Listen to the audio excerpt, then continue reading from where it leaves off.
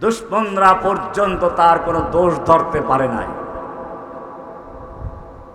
সকলেই এক বাক্যে বলে উঠল, অবশ্যই বিশ্বাস করব, কারণ তোমার থেকে আমরা কখনো মিথ্যা কথা শুনিনি।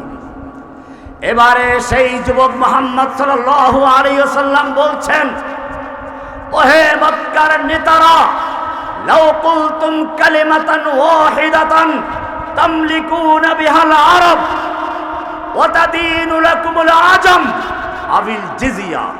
আপনাদেরকে এখন সেই সাফা পাহাড়ে নিয়ে গেলাম। আল্লাহর নবী সেখানে ভাষণ দিচ্ছেন, ওহে মক্কার নেতারা, লাউ কুলতুম কালিমাতান ওয়াহিদাতান, যদি একটা কথা বিশ্বাস করো, একটা কথা মেনে নাও, তামলিকুনা বিহাল আরব, গোটা আরব দেশের তোমরা মালিক বনে যাবে, মালিক বনে যাবে। ওয়া তাদিনু লাকুমুল আজম, অনারব বিশ্ব তোমাদের ধর্ম, তোমাদের দিন গ্রহণ করবে আবিল জিজিয়া, এবং যারা দিন গ্রহণ করবে না তারা জিজিয়া কর দিয়ে বাধ্য হয়ে তোমাদের অনুসরণ করতে থাকবে। কয়টা কথা? কয়টা কথা? একটা কথা, একটা বাক্য যদি মানতে পারো, গোটা আরবের মালিক বনে যাবে, অনারব বিশ্ব তোমাদের ধর্ম গ্রহণ করবে, এবং মুসলিমীয় যারা ধর্ম গ্রহণ করবে না তারা জিজিয়া কর দিয়ে থাকবে। নেতারা খুশি না বেজার? খুব খুশি। একটা কথা মানলে এরকম গোটা দুনিয়ার নেতৃত্ব দেওয়া যাবে। আবু জাহেল তো সহ্য হচ্ছে না, দাঁড়িয়ে গেল, ওলাউবে আশারা, একটা কেন মোহাম্মদ, বলো 10টা মানবো, গোটা আরবের নেতা বনে যাব, অনারব বিশ্ব আমাদের ধর্ম গ্রহণ করবে, তাড়াতাড়ি বলো। এবারে আল্লাহর নবী সেই ঘোষণা করছেন, ইয়া আইয়ুহান নাস, ইয়া আইয়ুহান নাস কুলু লা ইলাহা ইল্লাল্লাহ তুফলিহুন। ও বিশ্ববাসী, সেই একটা কথা কোনো নতুন কথা নয়, সেই কথা বলছি যেই কথা বলেছেন মূসা আলাইহিস সালাম, লা ইলাহা ইল্লাল্লাহ। মূসা কালিমুল্লাহ যেই কথা বলেছেন ঈসা আলাইহিস সালাম, লা ইলাহা ইল্লাল্লাহ। ঈসা রূহুল্লাহ যেই কথা বলেছেন ইব্রাহিম, লা ইলাহা ইল্লাল্লাহ। ইব্রাহিম খলিলুল্লাহ যেই কথা বলেছেন ইসমাঈল, লা ইলাহা ইল্লাল্লাহ। ইসমাঈল যাবিহুল্লাহ। কুলু লা ইলাহা ইল্লাল্লাহ তুফলিহুন। তোমরা সকলেই বলো লা ইলাহা, জোরে বলো লা ইলাহা। কয়টা কালিমা? কয়টা কালিমা? আবু জাহেলরা এবারে বুঝতে পেরেছে এই লা ইলাহার মানেটা কি। তোমরা বুঝতে পারো নাই, আমাদের সমাজ বুঝতে পারে নাই। লা ইলাহা ইল্লাল্লাহ বলার সঙ্গে সঙ্গে গোটা মজলিস উল্টা পাল্টা হয়ে গেল।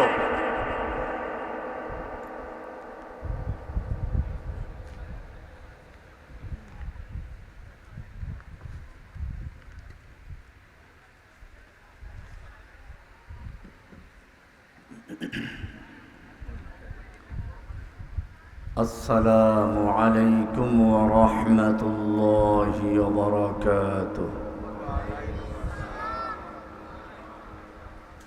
ইন্নাল হামদালিল্লাহ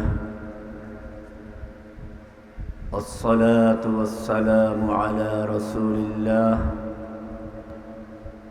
محمد بن عبد الله صلوات الله وسلامه إلى يوم الدين وعلى آله وصحبه أجمعين ومن تبعهم بإحسان إلى يوم الدين। আল্লাহ সুবহানাহু ওয়া তাআলার মহান দরবারে লাখ শুকরিয়া জ্ঞাপন করছি, যিনি আমাদেরকে অদ্য 4 অক্টোবর 2025 রোজ শনিবার বাদ এশা কিশোরগঞ্জের ভৈরবের উত্তরপাড়া রামশঙ্করপুর বাইতুস সুন্নাহ নুরানি ও হাফিজিয়া মাদ্রাসা এবং যুব সমাজের উদ্যোগে আয়োজিত আজকের এই মহাসম্মেলনের সম্মানিত সভাপতি হাজারাত উলামায়ে কেরাম, অত্র এলাকার সর্বস্তরের সাথী ভাইয়েরা, পর্দার আড়ালে অবস্থানরত আমার মা ও বোনেরা, আল্লাহ সুবহানাহু ওয়া তাআলার মহান দরবারে শুকরিয়া জ্ঞাপন করছি, যিনি আমাদেরকে এই মাহফিলে আসার এবং বসার তৌফিক এনায়েত করেছেন। এজন্য সকলেই জোরে সোরে বলি আলহামদুলিল্লাহ। যুবকদের উদ্যোগে মাহফিল শুনলি মনটা ভরে যায়, কারণ যখন কোনো সমাজের যুবকদের মধ্যে পরিবর্তন আসে তখন সেই সমাজটা পরিবর্তন হয়ে যায়। রাসূলুল্লাহ সাল্লাল্লাহু আলাইহি ওয়াসাল্লাম বলেছেন, নুসিরতু বিশ-শাবাব ওয়া মুনি'তু বিশ-শুয়ুখ, আমি যুবকদের মাধ্যমে সাহায্য প্রাপ্ত হয়েছি, বৃদ্ধদের মাধ্যমে বাধা প্রাপ্ত হয়েছি। বুড়া লোকেরা সবসময় হকের পক্ষে বাধা দেয়, যুবকরা সত্যের পক্ষে বুক টান করে দাঁড়ায়। আল্লাহর রাসূল সাল্লাল্লাহু আলাইহি ওয়াসাল্লাম উহুদের ময়দানে যুদ্ধ করছেন। এক যুবক এসে বলছে, ইয়া রাসূলুল্লাহ, এ আমার যৌবন, এ আমার সুন্দর চেহারা, এ আমার বাহু, এ আমার শক্তি, যদি আল্লাহর রাস্তায় যুদ্ধ করে শহীদ হয়ে যায় আমার জন্য কি পুরস্কার রয়েছে? আল্লাহর রাসূল সাল্লাল্লাহু আলাইহি ওয়াসাল্লাম বললেন, তোমার জন্য পুরস্কার জান্নাত।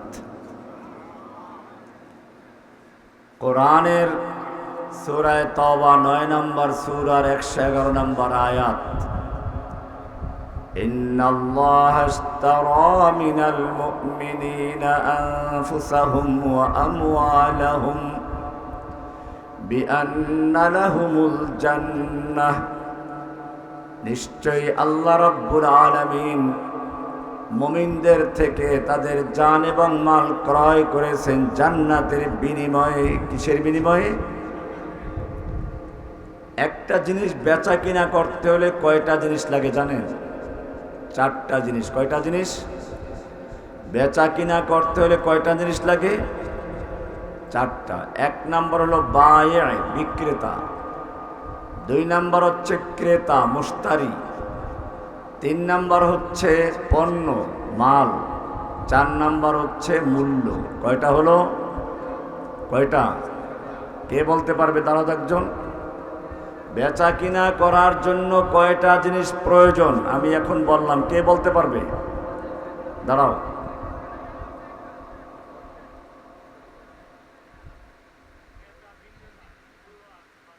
ক্রেতা, বিক্রেতা, পণ্য, মূল্য। এবারে শুনুন, আল্লাহ রাব্বুল আলামিন কি সুন্দর করে বলেছেন, ইন্নাল্লাহা ইশতারা,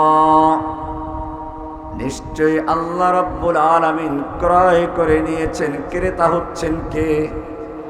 ক্রেতা কে? কাদের থেকে ক্রয় করেছেন? বিক্রেতা কারা? মিনাল মুমিনিন, মুমিনদের থেকে ক্রয় করেছেন। বিক্রেতা কারা? বিক্রেতা কারা? মুমিনরা। কি ক্রয় করেছেন? আনফুসাহুম ওয়া আমওয়ালাহুম, মুমিনদের জান এবং মাল ক্রয় করেছেন। পণ্য হচ্ছে কি? যে মাল বিক্রয় করেছে মুমিনরা আল্লাহর কাছে। কার কাছে? সেই পণ্যটা, মালটা কি? মুমিনদের জান এবং মাল। কিসের বিনিময়ে? বিআন্না লাহুমুল জান্নাহ, জান্নাতের বিনিময়ে। কিসের বিনিময়ে? এবারে বেচা কিনা করার পরে মালের মালিক কি? বিক্রেতা না ক্রেতা? ক্রেতা কে? তাহলে আমাদের জান মাল আমরা বিক্রয় করে দিয়েছি কার কাছে? এখন বিক্রিত মাল আল্লাহর কাছে দিতে হবে না? দেওয়ার জন্য একটা বাজারের প্রয়োজন। বাজারটা কি? আল্লাহ বলছেন, ইউকাতিলুনা ফি সাবিলিল্লাহ, আল্লাহর কাছে যারা তাদের জান এবং মাল বিক্রয় করে দিয়েছে, এবারে আল্লাহর কাছে হস্তান্তর করার জন্য তারা আল্লাহর রাস্তায় যুদ্ধ করে, কিতাল করে। কার রাস্তায়? ইউকাতিলুনা ফি সাবিলিল্লাহি ফায়াকতুলুনা ওয়া ইউকতালুন, তারা আল্লাহর রাস্তায় যুদ্ধ করে, নিজেরাও মারে আবার অন্যকেও মারে, নিজেরা মরে অন্যকে মারে। ফিলিস্তিনে হামাসরা কি করে? আফগানিস্তানে তালেবান কি করেছেন? আল্লাহ এটাই বলেছেন, ইউকাতিলুনা ফি সাবিলিল্লাহি ফায়াকতুলুনা ওয়া ইউকতালুন, তারা আল্লাহর রাস্তায় মারে এবং মরে, মারেও মরেও, খালি মার খায় না। এখন অনেকে চিন্তা করে আল্লাহর রাস্তায় জান মাল বিক্রয় করে দিলাম, ঠকলাম কিনা।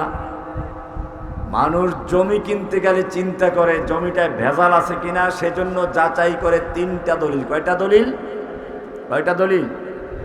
পাকিস্তান আমলের, ব্রিটিশ আমলের আর বাংলাদেশ আমলের, RS, CS, SA, কয়টা যাচাই করে? আল্লাহ রাব্বুল আলামিনের কাছে যারা জান মাল বিক্রয় করেছে তারাও চিন্তা করে ঠকলাম কিনা, দলিল ঠিক আছে কিনা। আল্লাহ তাআলাও 3টা দলিল পেশ করেছেন। জোরে বলুন সুবহানাল্লাহ। কয়টা দলিল দিয়েছেন? শুনেন আল্লাহর থেকে। ওয়াদানা আলাইহি হাক্কান ফিত তাওরাতি ওয়াল ইনজিলি ওয়াল কুরআন,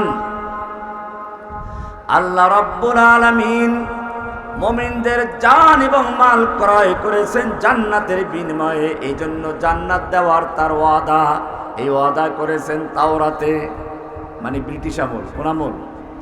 ওয়াল ইনজিল, পাকিস্তান আমলের দলিল। মানে আমাদের নবীর আগের নবীকে ঈসা আলাইহিস সালাম, তার আগের নবীকে মুসা আলাইহিস সালাম। মুসার উপর নাযিল হয়েছিল কোন কিতাব? তাওরাত। আর আমাদের নবীর আগে ঈসা আলাইহিস সালাম, তার উপরে কি নাযিল হয়েছিল? আর আমাদের নবীর উপরে কি? এবারে 3টা মিলান। ওয়াদানা আলাইহি হাক্কান ফিত তাওরাতি ওয়াল ইনজিলি ওয়াল কুরআন, এই ওয়াদা করেছেন তাওরাতে। কোথায় আছে? তাহলে ব্রিটিশের দলিল পাওয়া গেল। ওয়াল ইনজিল, এই ওয়াদা আছে ইনজিলে। ওয়াল কুরআন, এই ওয়াদা আছে কোরআনে। ফাস্তাবশিরু বিবাইইকুমুল্লাযী বায়াতুম বিহ, সুতরাং তোমরা আল্লাহর সঙ্গে যে ব্যবসা করেছো, বেচা কিনা করেছে, ঠকো নাই। ফাস্তাবশিরু, আনন্দিত হও, খুশি হও। কে বলেছেন? যুবক আল্লাহর নবীর কাছে জিজ্ঞেস করলেন, আমি যদি জীবন দিয়ে দেই, আমার এই সুন্দর চেহারা, আমার এই টকবগে যৌবন, আমার এই বাহু, আমার এই শক্তি আল্লাহর রাস্তায় যুদ্ধ করে শহীদ হয়ে গেল, আমার জন্য কি পুরস্কার? আল্লাহর নবী বললেন, তোমার জন্য জান্নাত। যুবক চিন্তা করলো, যুদ্ধ করলেও তো শক্তির প্রয়োজন। থলের ভেতর থেকে কয়েকটা খেজুর বের করলো, একটু কোমরটা শক্তিশালী করে 3-4টা খেজুর খেয়ে চিন্তা করলো, এতগুলো খেজুর খেতে আমার জান্নাতে যেতে দেরি হয়ে যাবে।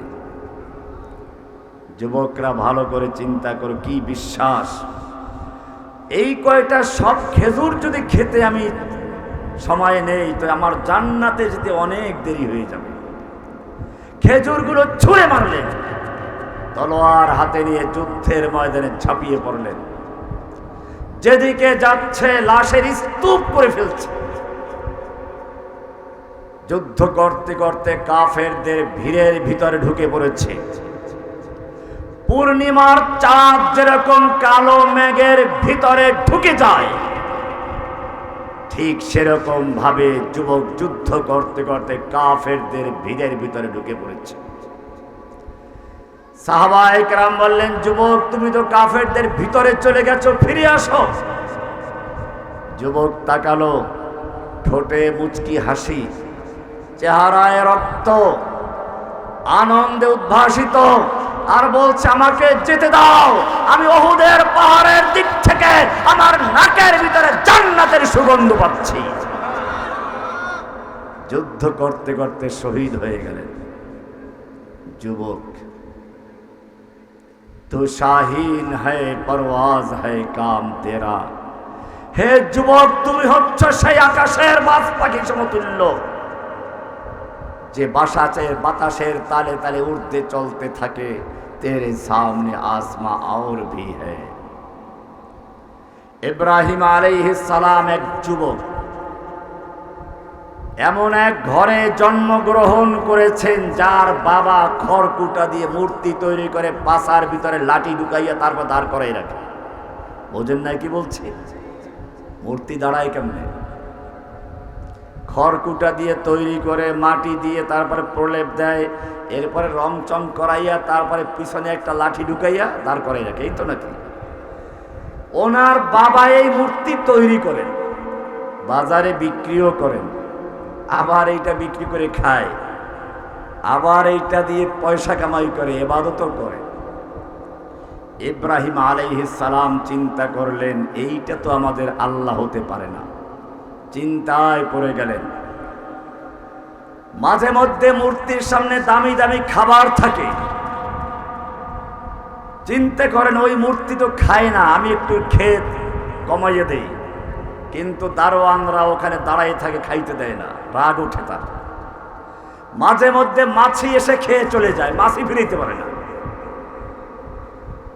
কোরআন বলছে ইয়া আইয়ুহান নাস, ও দুনিয়ার মানব জাতি, ইয়া আইয়ুহান নাস বুরিবা মাসালুন ফাসতামিউ লাহ, তোমাদের বুঝানোর জন্য একটা উপমা দেওয়া হচ্ছে, উদাহরণ দেওয়া হচ্ছে, ভালো করে কান লাগাইয়া শুনো। হিন্দু ভাইদেরকেও বলবো তোমরা ভালো করে শুনো। ইন্নাল্লাযীনা তাদউনা মিন দুনিল্লাহ, তোমরা আল্লাহর পরিবর্তে যাদের পূজা করছো, যাদের সামনে গিয়ে ছাড় নত করছো, মাথা নত করছো, যাদের সামনে ভোগ দিচ্ছ, এদের অবস্থা হচ্ছে কি লা ইয়াখলুকু যুবাবান ওয়ালা ইজতামাউ লাহ, দুনিয়ার সব মূর্তিগুলো যদি একাত্র হয়, একাত্র হয়ে একটা মাছি তৈরি করতে চায়, মাছিও তৈরি করতে পারে না। পারে নাকি? মূর্তি সব মিলে একটা মাছি তৈরি করতে পারবে?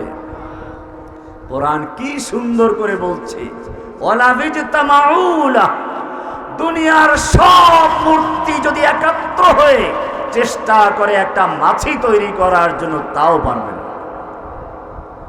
ওয়া ইয়াসলুবুহুমুয যুবাবু লা ইস্তানকিযুহ, মাছি তৈরি করা তো দূরের কথা, ওদের সামনে দামি দামি খাবার দেওয়া থাকে, মিষ্টি দেওয়া থাকে, ওই মাছি যদি ওদের খাবার নিয়ে যায়, মাছির কবল থেকে খাবার রক্ষা করার ক্ষমতাও রাখে না।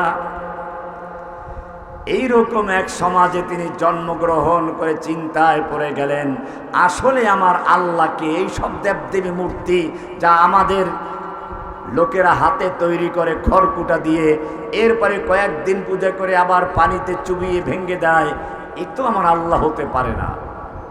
রাতের বেলায় একা একা আকাশের দিকে তাকিয়ে চিন্তা করছেন। ফালাম্মা জান্না আলাইহিল লাইলু রাআ কাওকাবা,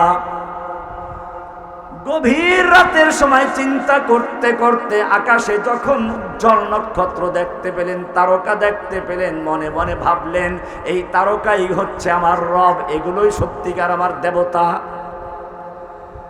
কিন্তু যখন তারকা ডুবে গেল, ফালাম্মা আফালা ক্বালা ইন্নী লা উহিব্বুল আফিলিন, যখন তারকাগুলো ডুবে গেল, তিনি বললেন না, যেই জিনিস ডুবে যায় সেই জিনিস আল্লাহ হতে পারে না। আবার কয়েকদিন চলে গেল, পূর্ণিমার রাতে দেখলো আকাশে উজ্জ্বল আলোক উজ্জ্বল এক বিশাল কিছু একটা চাঁদ।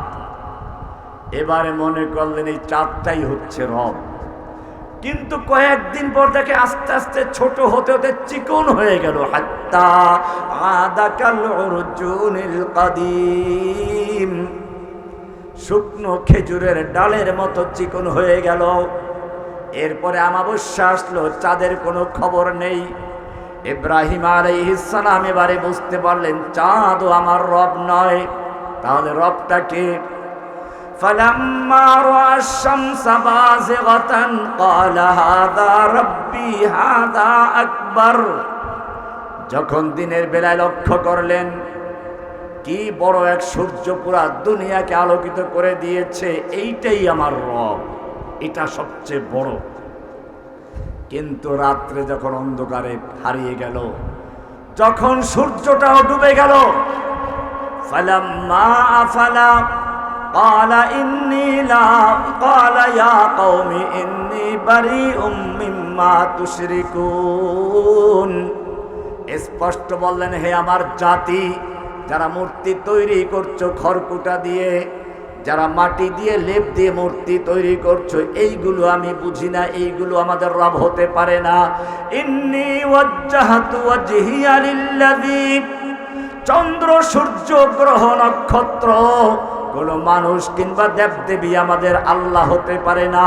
আমাদের আল্লাহ হচ্ছেন তিনি ওই যিনি আসমান জমিন সৃষ্টি করেছেন, চন্দ্র সূর্য সৃষ্টি করেছেন। ইন্নী ওয়াজ্জাহতু ওয়াজহিয়া লিল্লাযী ফাতারাস সামাওয়াতি ওয়াল আরদা হানিফা ওয়া মা আনা মিনাল মুশরিকিন। আমি আমার চেহারা মোতাওয়াজ্জু করলাম কার দিকে? চন্দ্রের দিকে, সূর্যের দিকে, মূর্তির দিকে, খাজা বাবার দিকে, মাজারওয়ালার দিকে না। ইন্নী ওয়াজ্জাহতু ওয়াজহিয়া, আমি আমার চেহারা মোতাওয়াজ্জু করলাম সব কিছু বর্জন করে ত্যাগ করে, লিল্লাযী ফাতারাস সামাওয়াতি ওয়াল আরদা হানিফা, সেই মহান আল্লাহর দিকে যিনি আসমান জমিন চন্দ্র সূর্য গ্রহ নক্ষত্র সৃষ্টি করেছেন, তার দিকে মোতাওয়াজ্জু হলাম।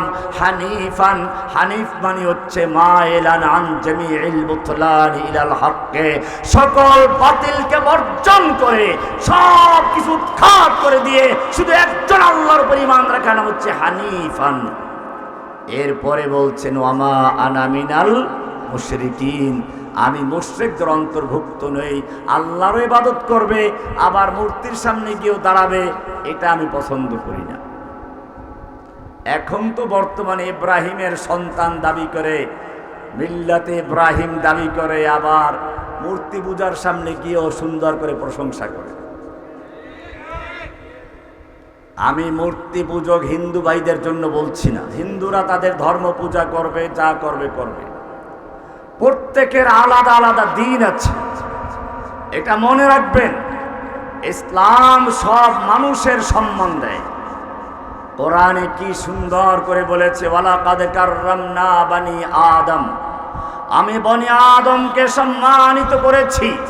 আর এক আয়াত বলছে সূরা নিসার 1 নম্বর আয়াতে, ইয়া আইয়ুহান নাসু তাকু রাব্বাকুমুল্লাযী খালাকাকুম মিন নাফসিন ওয়াহিদা, হে মানব জাতি তোমরা ভয় করো সে আল্লাহকে যিনি সমস্ত মানুষকে সৃষ্টি করেছেন মিন নাফসিন ওয়াহিদাতিন, একজন মানুষ থেকে, ওয়া খালাকা মিনহা যাওজাহা, এবং তার থেকে তার স্ত্রীকে সৃষ্টি করেছেন, ওয়াবাসা মিনহুমা রিজালান ওয়া কাসীরান ওয়া নিসাআ, এবং সেই দুইজন থেকে আবার সারা দুনিয়ায় মানুষ ছড়িয়ে দিয়েছেন। সব মানুষের পিতা হচ্ছেন কে? আদম। আদমের সন্তান আমরা সবাই কার সন্তান? হিন্দু, বৌদ্ধ, খ্রিস্টান বলেন, যত ধর্মের লোক বলেন, মুসলমান সহ সব আমরা কার সন্তান? কোরআন আরো সুন্দর করে বলেছে, ইয়া আইয়ুহান নাস, ইয়া আইয়ুহান নাসু ইন্না খালাকনাকুম মিন যাকারিন ওয়া উনসা ওয়া জাআলনাকুম শুউবান ওয়া ক্বাবাইলা লিতাআরাফু ইন্না আকরামাকুম ইনদাল্লাহি আতকাকুম। হে মানব জাতি শুনে রেখো, আমি তোমাদেরকে একজন নারী একজন পুরুষ থেকে সৃষ্টি করেছি। ওয়া জাআলনাকুম শুউবান ওয়া ক্বাবাইল, আমি তোমাদেরকে বিভিন্ন জাতি বিভিন্ন গোষ্ঠী গোষ্ঠীতে ভাগ করেছি, বড় বড় বংশ, ছোট বংশ, বিভিন্ন বংশে বিভক্ত করেছি, বিভিন্ন কালার দিয়েছি। কেন দিয়েছি? লিতাআরাফু, যাতে একজন অপরকে চিনতে পারো। সব যদি এক চেহারার হতো, সব যদি দেখতে একরকম হতো, তাহলে কে আব্দুর রহমান, কে আব্দুর রহিম, কে আব্দুল খালেক, কে আব্দুল জব্বার চিনা যেত না। তোমরা যাতে করে একে অপরকে চিনতে পারো, আমি সেজন্য বিভিন্ন গোত্রে, বিভিন্ন রঙে, বিভিন্ন দলে বিভক্ত করেছি। কিন্তু আমার কাছে সব মানুষ মানুষ হিসেবে সমান। কার কাছে? সেই হিসাবে হিন্দু বলেন, খ্রিস্টান বলেন, বৌদ্ধ বলেন আর মুসলমান বলেন, আল্লাহর কাছে মানুষ হিসাবে সকল মানুষের মর্যাদা এক। একটু পরে আসবো পার্থক্যটা কোন জায়গায়, এই বিষয়টা আরো একটু ক্লিয়ার করব। আল্লাহ রাব্বুল আলামিন কোরআনে স্পষ্ট করেছেন, ওয়ালাকাদ কাররামনা বানি আদম, আমি বনি আদমকে সম্মানিত করেছি। এখানে বলা হয় নাই শুধু মুসলিমদের সম্মানিত করেছি, শুধু হিন্দুদেরকে, শুধু বৌদ্ধদেরকে, শুধু খ্রিস্টানদেরকে, শুধু ইহুদিদেরকে। আল্লাহ সমস্ত মানুষকে বলেছেন, ওয়ালাকাদ কাররামনা বানি আদম, আমি বনি আদমকে সম্মানিত করেছি। কাজে সবাই সৃষ্টিকার, এই হিসাবে সকলের মর্যাদা আল্লাহর কাছে আছে।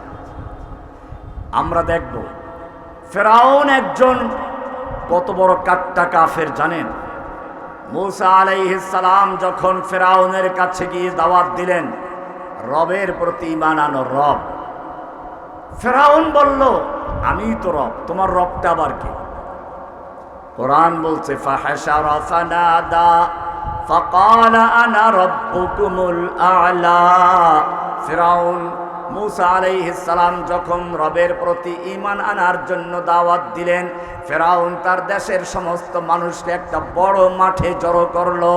এরপরে ঘোষণা করলো, আনা রাব্বুকুমুল আ'লা, আমি তোমাদের প্রধান রব। রব আবার প্রধান রব।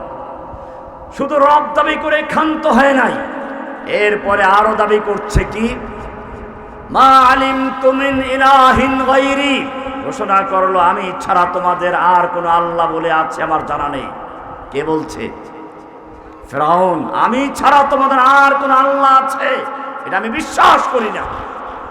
এরপরে আরো বলছে, লাইন ইত্তাখাযতা ইলাহান গায়রি, আমাকে বাদ দিয়ে যদি অন্য কোন আল্লাহকে ডাকো, অন্য কোন আল্লাহর দিকে আহ্বান করো, অন্য কোন আল্লাহর প্রতি ঈমান রাখো, অন্য কোন আল্লাহর ইবাদত করো, লাআজআলান্নাকা মিনাল মাসজুনিন, সোজা তোমাদেরকে জেলে ঢুকিয়ে দিব। কে বলছে?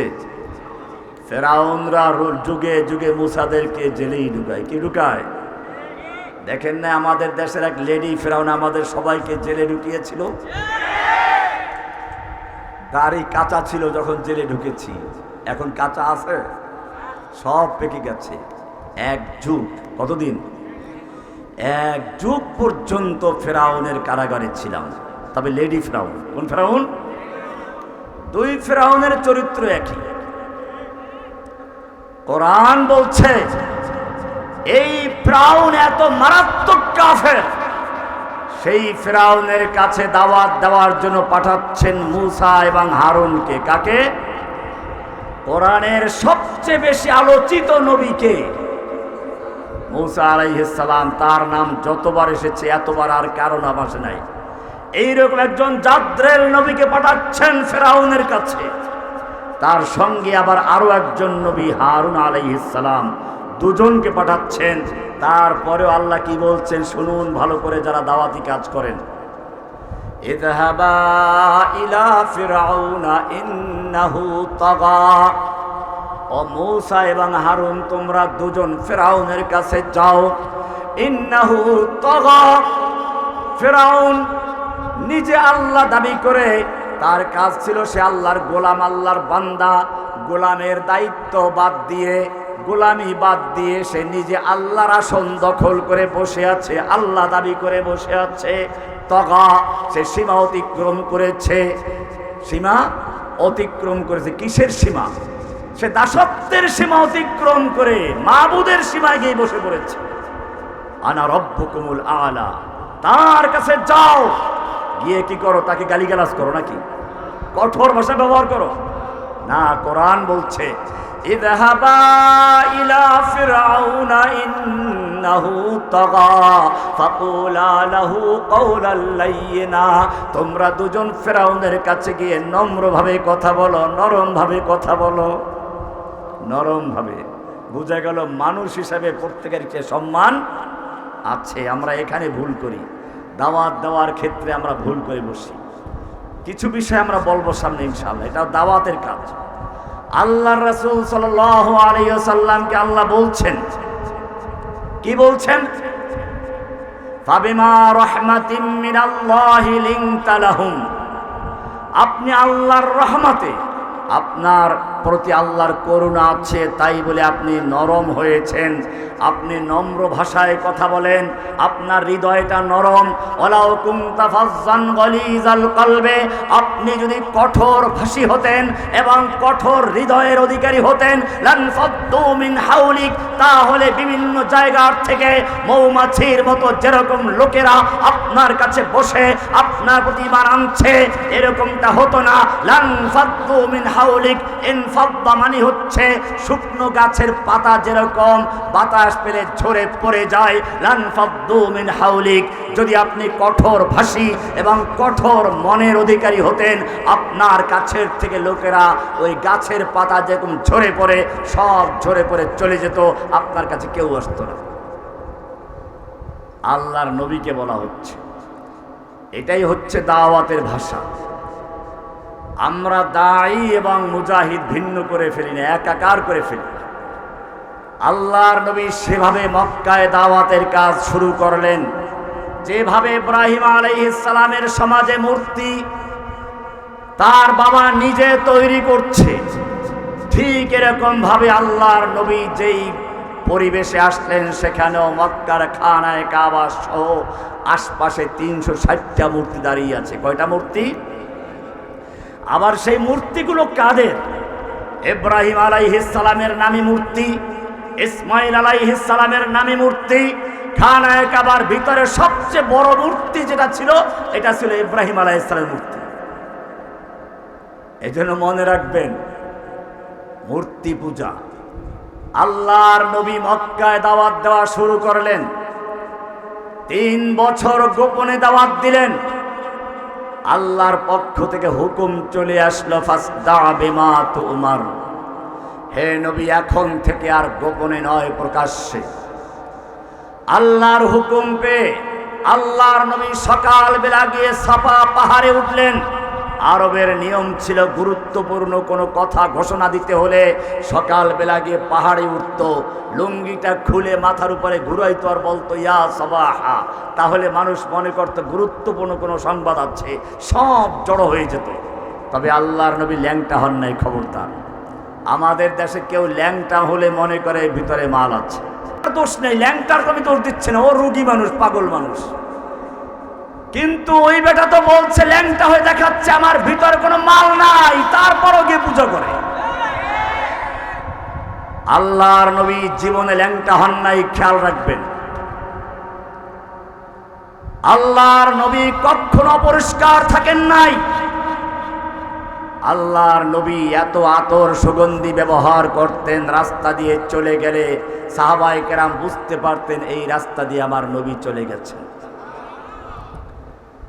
আল্লাহর নবী বলেছেন, লাউলা আন আশুক্কা আলা উম্মতি, আমি যদি আমার উম্মতের জন্য কঠিন মনে না করতাম, লা আমারতুহুম বিসওয়াকি ইনদা কুল্লি সালাতিন, তাহলে আমি প্রত্যেক নামাজের সময় মিসওয়াক করাকে বাধ্যতামূলক করে দিতাম। যেই নবী এত পরিষ্কার পরিচ্ছন্ন থাকতেন, যেই নবী প্রত্যেক নামাজের সময় মিসওয়াক করার জন্য আদেশ করেছেন, যেই নবী সুগন্ধি ব্যবহার করতেন, যেই নবী প্রতি সপ্তাহে কমপক্ষে একবার গোসল করতে বলেছেন, সেই নবীর উম্মতরা যখন দেখে কারো মাথায় চট আর গায়ে চট, দুর্গন্ধে শয়তান পালায়, তারপরে বলে এটা আল্লাহর নবী। আল্লাহর নবীর সঙ্গে উপহাস করা, আল্লাহর নবীর সঙ্গে চরম বেয়াদবি করা। কারণ নবী বলেছেন পরিষ্কার পরিচ্ছন্ন থাকো, আর তুমি বললা চট আর জট হইলে আল্লাহর ওলি হয়ে গেছে। আল্লাহর নবী সকাল বেলা গিয়ে সাফা পাহাড়ে উঠলেন, জোরে ডাক দিলেন, ইয়া সাবাহা, সকালের বিপদ। আওয়াজটা মক্কার ঘরে ঘরে পৌঁছে গেছে। সকাল বেলার আওয়াজ, আওয়াজটা এমন এক যুবকের, যেই যুবক অপরিচিত নয়, সকলেই জানে আল আমিন হিসেবে বিশ্বাসী, যেই যুবক কখনো প্রতারণা করে না, যেই যুবক ধোঁকা দেয় না, সেই মুহাম্মদ সাল্লাল্লাহু আলাইহি সাল্লামের আওয়াজ। নিশ্চয়ই কোনো বড় কিছু আছে। সব নেতারা সাফা পাহাড়ে জড়ো হয়ে গেল। এবারে এমনকি যে নিজে যেতে পারে নাই, সে তার পক্ষ থেকে কাউকে ভাড়া দিয়ে পাঠিয়েছে, যাও দেখো মুহাম্মদ কেন ডেকেছে। সাফা পাহাড়ে সব নেতারা জড়ো হয়ে আছে। সকালবেলা ঠান্ডা বাতাসে সব চোখ একজনের দিকে তাকিয়ে আছে। সেই যুবক তো আর কেউ না, মুহাম্মদ আল আমিন সাল্লাল্লাহু আলাইহি ওয়াসাল্লাম। এবারে সবাই তাকিয়ে আছে, কি বলতে চায় আল্লাহর নবী বললেন, আমার মক্কার নেতারা, আজকে আমি যদি তোমাদেরকে বলি এই পাহাড়ের অপর প্রান্তে শত্রু বাহিনী ওত পেতে বসে আছে, তোমরা কি আমার কথা বিশ্বাস করবে? মক্কার সব নেতারা এক বাক্যে বলে উঠল, অবশ্যই বিশ্বাস করব, কারণ মা জাররাবনাকা কাযিবান কত্তু, আমরা তোমার কথা বিশ্বাস করব, কারণ তোমাকে আমরা এ পর্যন্ত কোনো মিথ্যা কথা বলতে দেখি নাই। যুবক, তুমি যদি সত্যিকার ইসলামের কাজ করতে চাও, তাহলে ওই মক্কার সাফা পাহাড়ের যুবককে দেখো, যার জীবনে কোনো কালো দাগ নেই, দুশমনরা পর্যন্ত তার কোনো দোষ ধরতে পারে নাই। সকলেই এক বাক্যে বলে উঠল, অবশ্যই বিশ্বাস করব, কারণ তোমার থেকে আমরা কখনো মিথ্যা কথা শুনিনি। এবারে সেই যুবক মুহাম্মদ সাল্লাল্লাহু আলাইহি ওয়াসাল্লাম বলছেন, ওহে মক্কার নেতারা, লাউ কুলতুম কালিমাতান ওয়াহিদাতান তামলিকুনা বিহাল আরব ওয়া তাদিনু লাকুমুল আজম আবিল জিজিয়া। আপনাদেরকে এখন সেই সাফা পাহাড়ে নিয়ে গেলাম।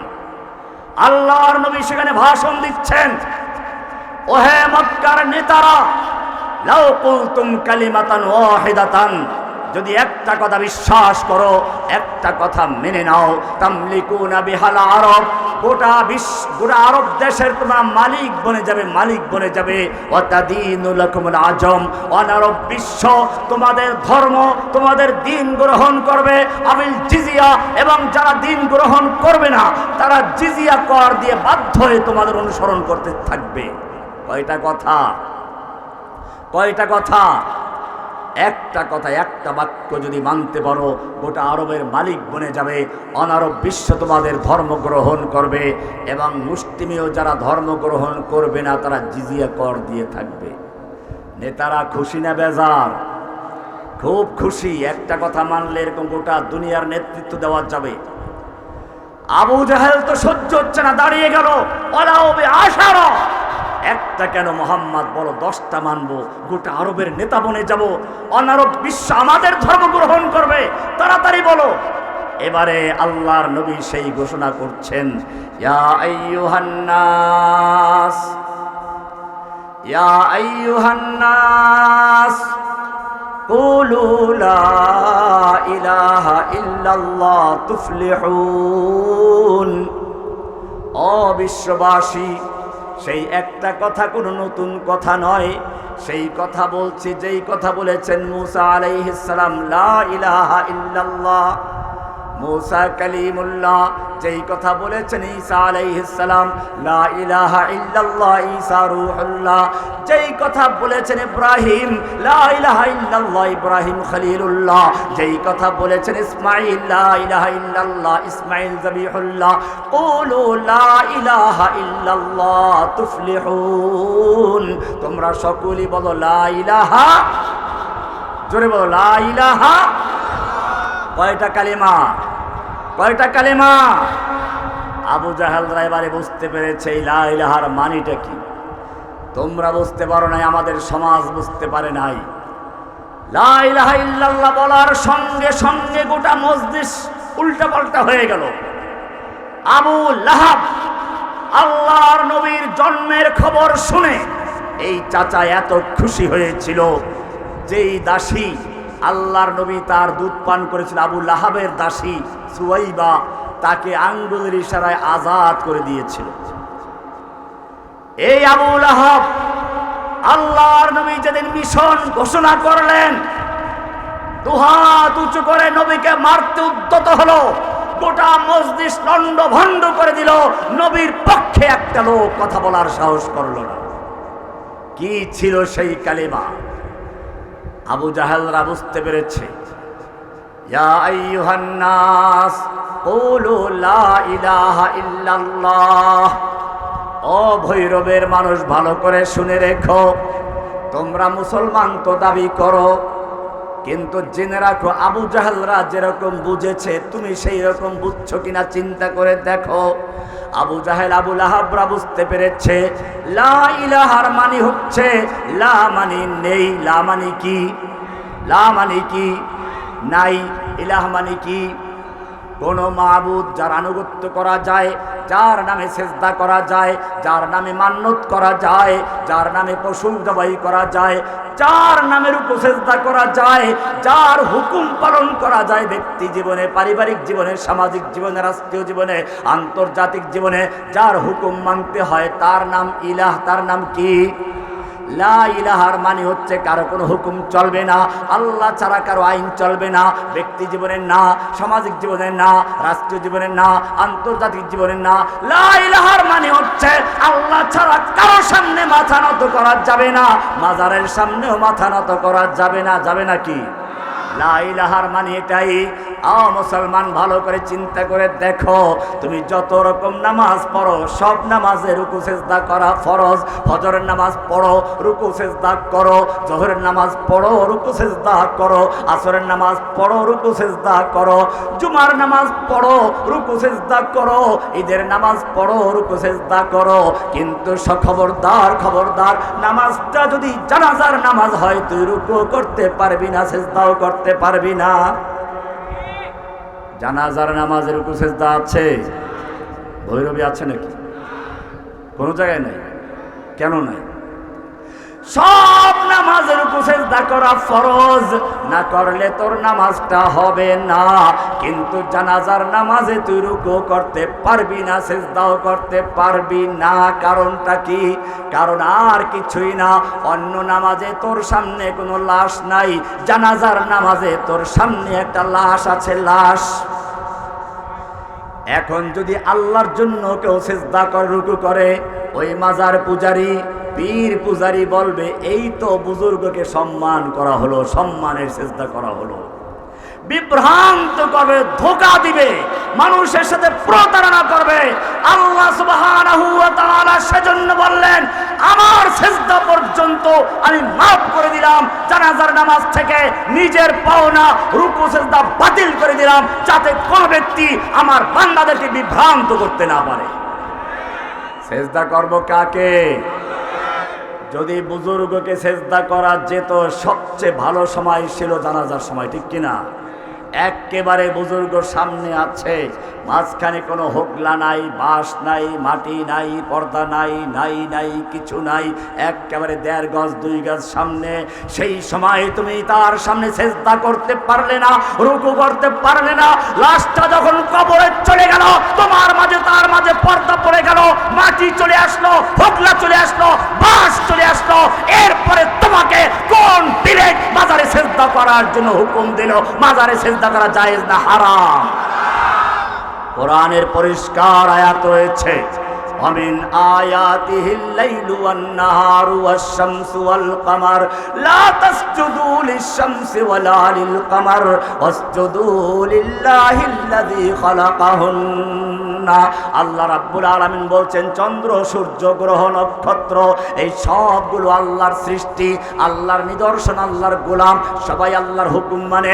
খবরদার খবরদার, লা তাসজুদু লিশ-শামসি ওয়ালা লিল-কামার, চন্দ্রকে সেজদা করো না, সূর্যকে সেজদা করো না। ওয়াসজুদু লিল্লাহিল্লাযী খালাকাহুন্না, শুধুমাত্র কেবল একজনকে সেজদা করো যিনি এই সবগুলো সৃষ্টি করেছেন।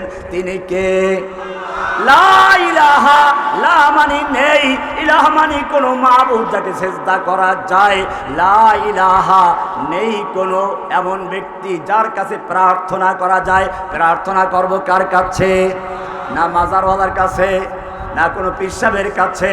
কোরআন বলছে ইয়া আইয়ুহান নাস আনতুমুল ফুকারাউ ইলাল্লাহ ওয়াল্লাহু আল গনিয়ুল হামিদ। ইয়া আইয়ুহান নাস, ও দুনিয়ার মানব জাতি ভালো করে শুনে রাখো। হিন্দু হও, বৌদ্ধ হও, খ্রিস্টান হও, মুসলমান হও, মাজার পূজারি হও, দরগা পূজারি হও, পীর পূজারি হও, ভালো করে শুনে রাখো। আনতুমুল ফুকারাউ ইলাল্লাহ, তোমরা সব আল্লাহর দরবারের ফকির। তোমাদের পীর ফকির, মুরিদ ফকির, দরগাওয়ালা ফকির, দুর্গাওয়ালা ফকির, মাজারওয়ালা ফকির, বাজারওয়ালা ফকির, সব ফকির, রাজাও ফকির, প্রজাও ফকির। আনতুমুল ফুকারাউ ইলাল্লাহ, তোমরা সব আল্লাহর দরবারের ফকির। আল্লাহু আল গনিয়ুল হামিদ, ধনী হচ্ছেন একমাত্র কে? প্রার্থনা করব কার কাছে? না কোনো মানুষের কাছে। তওবা করো মুসলমান। মক্কার কাফের বুঝতে পেরেছে লা ইলাহা মানে হচ্ছে কারো কাছে কোনো প্রার্থনা করা যাবে না, কারো কাছে সেজদা করা যাবে না। লা ইলাহা মানে সব বাদ। তারা আরো বুঝতে পেরেছে লা ইলাহার মানে হচ্ছে কারো কোনো আইন চলবে না, সংসদে আইন বানানো চলবে না। মক্কার সংসদ ছিল দারুন নদওয়া, তোমার দেশে সংসদ আছে। আল্লাহ রাব্বুল আলামিন লা ইলাহার মাধ্যমে জানিয়ে দিলেন কারো কোনো আইন চলবে না। আইন চলবে কার? এবারে মক্কার কাফের বুঝতে পেরেছে ব্রিটিশের আইন চলবে না। তখন কি ব্রিটিশ ছিল নাকি? কি বুঝতে বলেন নাই? বুঝেন নাই? মক্কার কাফেরদের তৎকালীন সময়ে সংসদ ছিল দারুন নদওয়া। ওরা আইন তৈরি করত। লা ইলাহার মানে হচ্ছে দারুন নদওয়া নামক সংসদে আর কোন আইন তৈরি করা চলবে না। লা ইলাহা সব বাতিল করে এক আল্লাহর আইন চলবে। কার? মক্কার কাফেররা তো বুঝতে পেরেছিল, কিন্তু বাংলার মুসলিমরা বুঝে নাই। আল্লাহর আইন বাতিল করে দিয়ে সংসদে নিজের আইন তৈরি করে সেই আইনের মাধ্যমে আর ব্রিটিশের আইনের মাধ্যমে আদালত চলে, সংসদ চলে, দেশ চলে। আল্লাহর আইনকে বাতিল করে দিয়েছে। লা ইলাহার মানে বুঝতে পেরেছেন? মক্কার কাফের বুঝতে পেরেছে লা ইলাহার মানে হচ্ছে একটা পুরাতন বিল্ডিং এ রং করতে গেলে আগে মানুষ রংটা খালি করে ঘষে মেজে ধুয়ে মুছে পুরাতন রংটা পরিষ্কার পরিচ্ছন্ন করে নতুন রং করে, ঠিক কিনা? নাকি ভৈরবে পুরাতন রঙের উপরে রং মেরে দেয়? পুরাতন রংটা ঘষে মেজে ধুয়ে মুছে পরিষ্কার করা হয়। ঠিক তেমনি ভাবে লা ইলাহার মানে হচ্ছে তোমার কলবের ভিতরে যত গায়রুল্লাহ আছে, খাজা বাবা, গাজা বাবা, ল্যাংটা বাবা, দরগাওয়ালা, দুর্গাওয়ালা, মানব রচিত আইন সব উৎখাত করে দিয়ে পরিষ্কার করে দিয়ে লা ইলাহা বলে পরিষ্কার পরিচ্ছন্ন করে একজনকে বসো ইল্লাল্লাহ। শুধু কাকে? লা ইলাহা মানে খালি করা। লা ইলাহা মানে কি? একটা কাপে যদি পানি ঢালতে চান, চা ঢালতে চান, আগের থেকে পানি ভরা আছে, ওর মধ্যে চা ঢালা যাবে? আগে কি করতে হবে? কি করতে হবে? খালি করতে হবে। চায়ের কাপ খালি করা। লা ইলাহার মানে হলো চায়ের কাপ খালি করো। তোমার ভিতরে একটা চায়ের কাপ আছে, একটা কলব আছে, এই কলবের ভিতরে যত কিছু দখল করে আছে সব পরিষ্কার করে গ্লাস খালি করে ইল্লাল্লাহ বলে আল্লাহকে বসা। একজন কৃষক খেতে যখন কোনো ফসল রোপণ করতে চায়, আগে জমি চাষ দিয়ে মই দিয়ে আগাছা পরগাছা বাছাই করে তারপরে কি করে? নতুন বীজ রোপণ করে, ঠিক কিনা? ঠিক তেমনি ভাবে তোমার কলবের যে ক্ষেত আছে, এই ক্ষেতের ভিতরে যত আগাছা পরগাছা আছে সবগুলো খালি করে শুধু একজনকে বসাও। কাকে? লা ইলাহা। মক্কার কাফেররা বুঝতে পেরেছে লা ইলাহার মানে হলো আমাদের মক্কায় খানায় কাবায় রাখা 360 মূর্তির ক্ষমতা শেষ, কোনো ক্ষমতা নাই। লা ইলাহার মানে হচ্ছে আমাদের আইন টাইন চলবে না, সব আইন চলবে কার? এই কারণে আবু জাহেল প্রতিবাদ করেছে আল্লাহর নবীকে দুহাত উঁচু করতে মারতে আসলো, প্রতিবাদ করলো, আইন্না লাতারিকু আলিহাতিনা লিশাইরিন মাজনুন, একজন পাগল কবির কথায় আমরা কি আমাদের আলেহাদেরকে 360 দেবদেবীদেরকে বর্জন করতে পারি? আর বলল সূরা সাদের 5 নম্বর আয়াত, আজআলাল আলিহাতা ইলাহা ওয়াহিদা, সে কি করলো? সব দেবদেবীকে বাতিল করে দিয়ে এক আল্লাহ কেন্দ্রিক সব কিছু করতে হবে। বুঝে গেল তারা বুঝছিল না বুঝে নাই? লা ইলাহার মানে বুঝছিল না বুঝে নাই? আপনি আমি কি বুঝতে পেরেছি? লা ইলাহা বুঝতে পারলো। আল্লাহর নবীর পক্ষে এখন আর কেউ দাঁড়ালো না। আল্লাহর নবী মনক্ষুণ্ণ হয়ে ঘরে চলে গেলেন। আল্লাহ রাব্বুল আলামিন 7 আসমানের উপর থেকে ওহী নাযিল করে দিলেন, তাব্বাত ইয়াদা আবি লাহাবিন ওয়া তাব্বা মা আগনা আনহু মালুহু ওয়া মা কাসাব। আবু লাহাবের 2 হাত ধ্বংস হোক, আবু লাহাব নিজেও ধ্বংস হোক। কে বলেছেন? আবু লাহাব কেমনে মারা গেছে জানেন? আবু লাহাবরা যুগে যুগে হয়তো সাময়িকভাবে বাধা সৃষ্টি করতে পারে, কিন্তু বিজয় হয় কার?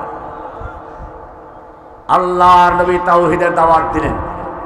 ইব্রাহিম আলাইহিস সালাম একই কাজ করলেন, জাতির সামনে তুলে ধরলেন। কি বললেন? বললেন যে ইন্নী ওয়াজ্জাহতু ওয়াজহিয়া লিল্লাযী ফাতারাস সামাওয়াতি ওয়াল আরদা হানিফা ওয়া মা আনা মিনাল মুশরিকিন। এবারে বাপকে দাওয়াত দেওয়া শুরু করলো ইব্রাহিম আলাইহিস সালাম। কাকে দাওয়াত দেওয়া শুরু করলেন?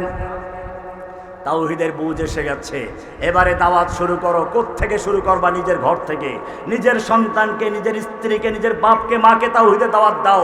যুবক তোমার জন্য আদর্শ ইব্রাহিম আলাইহিস সালাম। এবারে বাপকে কি বলছে শোনেন, ইয়া আবাতি ইয়া আবাতি লিমা তা'বুদু মা লা ইয়াসমাউ ওয়া লা ইউবসিরু ওয়া লা ইউগনি আনকা শাইআ।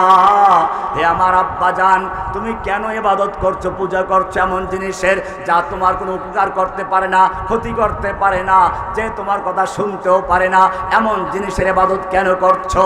জাতিকে দাওয়াত দিল, নমরুদ ডাকাইলো, তুমি আবার কি ধর্ম শুরু করলা? বলো তুমি কিসের দাওয়াত দাও? ইব্রাহিম আলাইহিস সালাম এবারে শাসকের দরবারে নমরুদের সামনে চলে গেলেন। কোরআন বলছে, আলাম তারা ইলাল্লাযী হাজ্জা ইব্রাহিম ফি রাব্বিহি আন আতাহুল্লাহুল মুলক। ক্ষমতা ছিল, রাজত্ব ছিল, ইব্রাহিমকে দরবারে ডাকালো। তুমি কি দাওয়াত দিচ্ছ বলো তো একটু? বলল আমি রবের দাওয়াত দিচ্ছি। রবের দাওয়াত?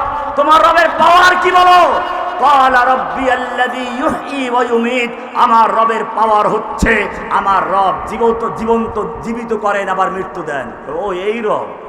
আচ্ছা ঠিক আছে, এই জেলখানার কয়েদি, তাড়াতাড়ি 2 জন কয়েদি নিয়ে আসো। 2 জন কয়েদি হাজির করা হলো। তলোয়ার নিয়ে আসো। এক কোপে একটা কয়েদিকে মেরে ফেললো, আর একটাকে বললো তোকে ছেড়ে দিলাম। আর বললো ইব্রাহিম তুমি যে রবের দাওয়াত দাও, জীবিত করার মরণ দেয়, দেখছো আমি তো তাহলে রব। এই যে একজনকে জীবিত রাখলাম, একজনে মরে ফেললাম। ইব্রাহিম আলাইহিস সালাম বুঝতে পারলেন এইবার ভালো হয়েছে, সুবিধা হয়েছে। পরীক্ষা করলেন মূলত এটা। নমরুদ কি ধরনের প্রতিবাদ করে, তর্ক করে দেখা দরকার ছিল, বোঝা দরকার ছিল।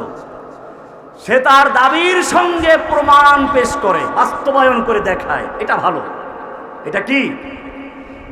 এখন এইটা তো পারলো, এখন আমি এমন একটা প্রমাণ তাকে দলিল দিব যেইটাতে বাস্তবায়ন করতে পারবে না।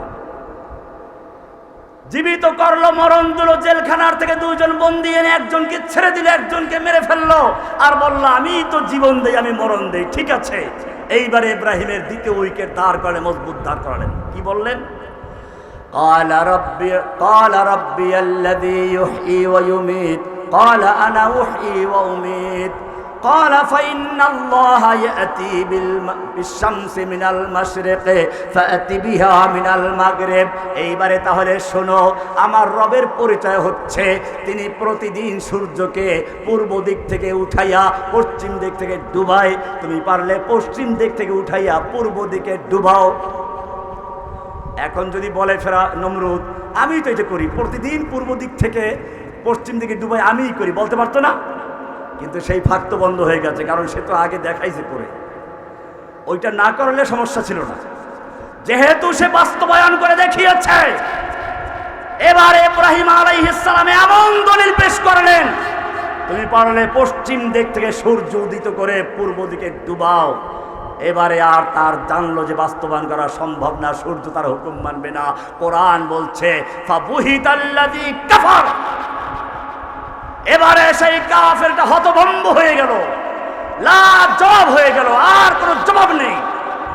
এখন কি হবে? ইব্রাহিম আলাইহিস সালামকে বলল, যাও, বেশি সমস্যা করবে না, তুমি তোমার কাজ করো, কিন্তু আমাদের দেবদেবীর সমালোচনা করবে না, মিলেমিশে চলি। এই মিলেমিশে চলার প্রস্তাব আমাদের নবীকেও দেওয়া হয়েছে, ইব্রাহিম আলাইহিস সালামকে দেওয়া হয়েছে। বলল, চলো মেলায় যাই, চলো মূর্তি পূজার মেলা, এইবারে দুর্গা পূজার মেলা। ইব্রাহিম আলাইহিস সালামকে দাওয়াত দেওয়া হলো। এইবারে ইসলামিক দলগুলো যারা ভোটের জন্য, এমনি আমি বলি হিন্দু মুসলিম খ্রিস্টান, আমি আগেই বলেছি সবাই মানুষ হিসেবে সবাই সৃষ্টিকার, প্রত্যেকের যার যার জায়গায় সম্মান আছে, কিন্তু ধর্ম হিসেবে দিন হিসাবে আমাদের ধর্ম আলাদা, এটা মনে রাখতে হবে। এইবারে নমরুদ প্রস্তাব করলো, ঝামেলা করো না, আমাদের মেলায় চলো। ইব্রাহিম আলাইহিস সালাম চিন্তা করলেন, বাঁচি কেমনে? বাঁচার জন্য কৌশল তালাশ করছেন।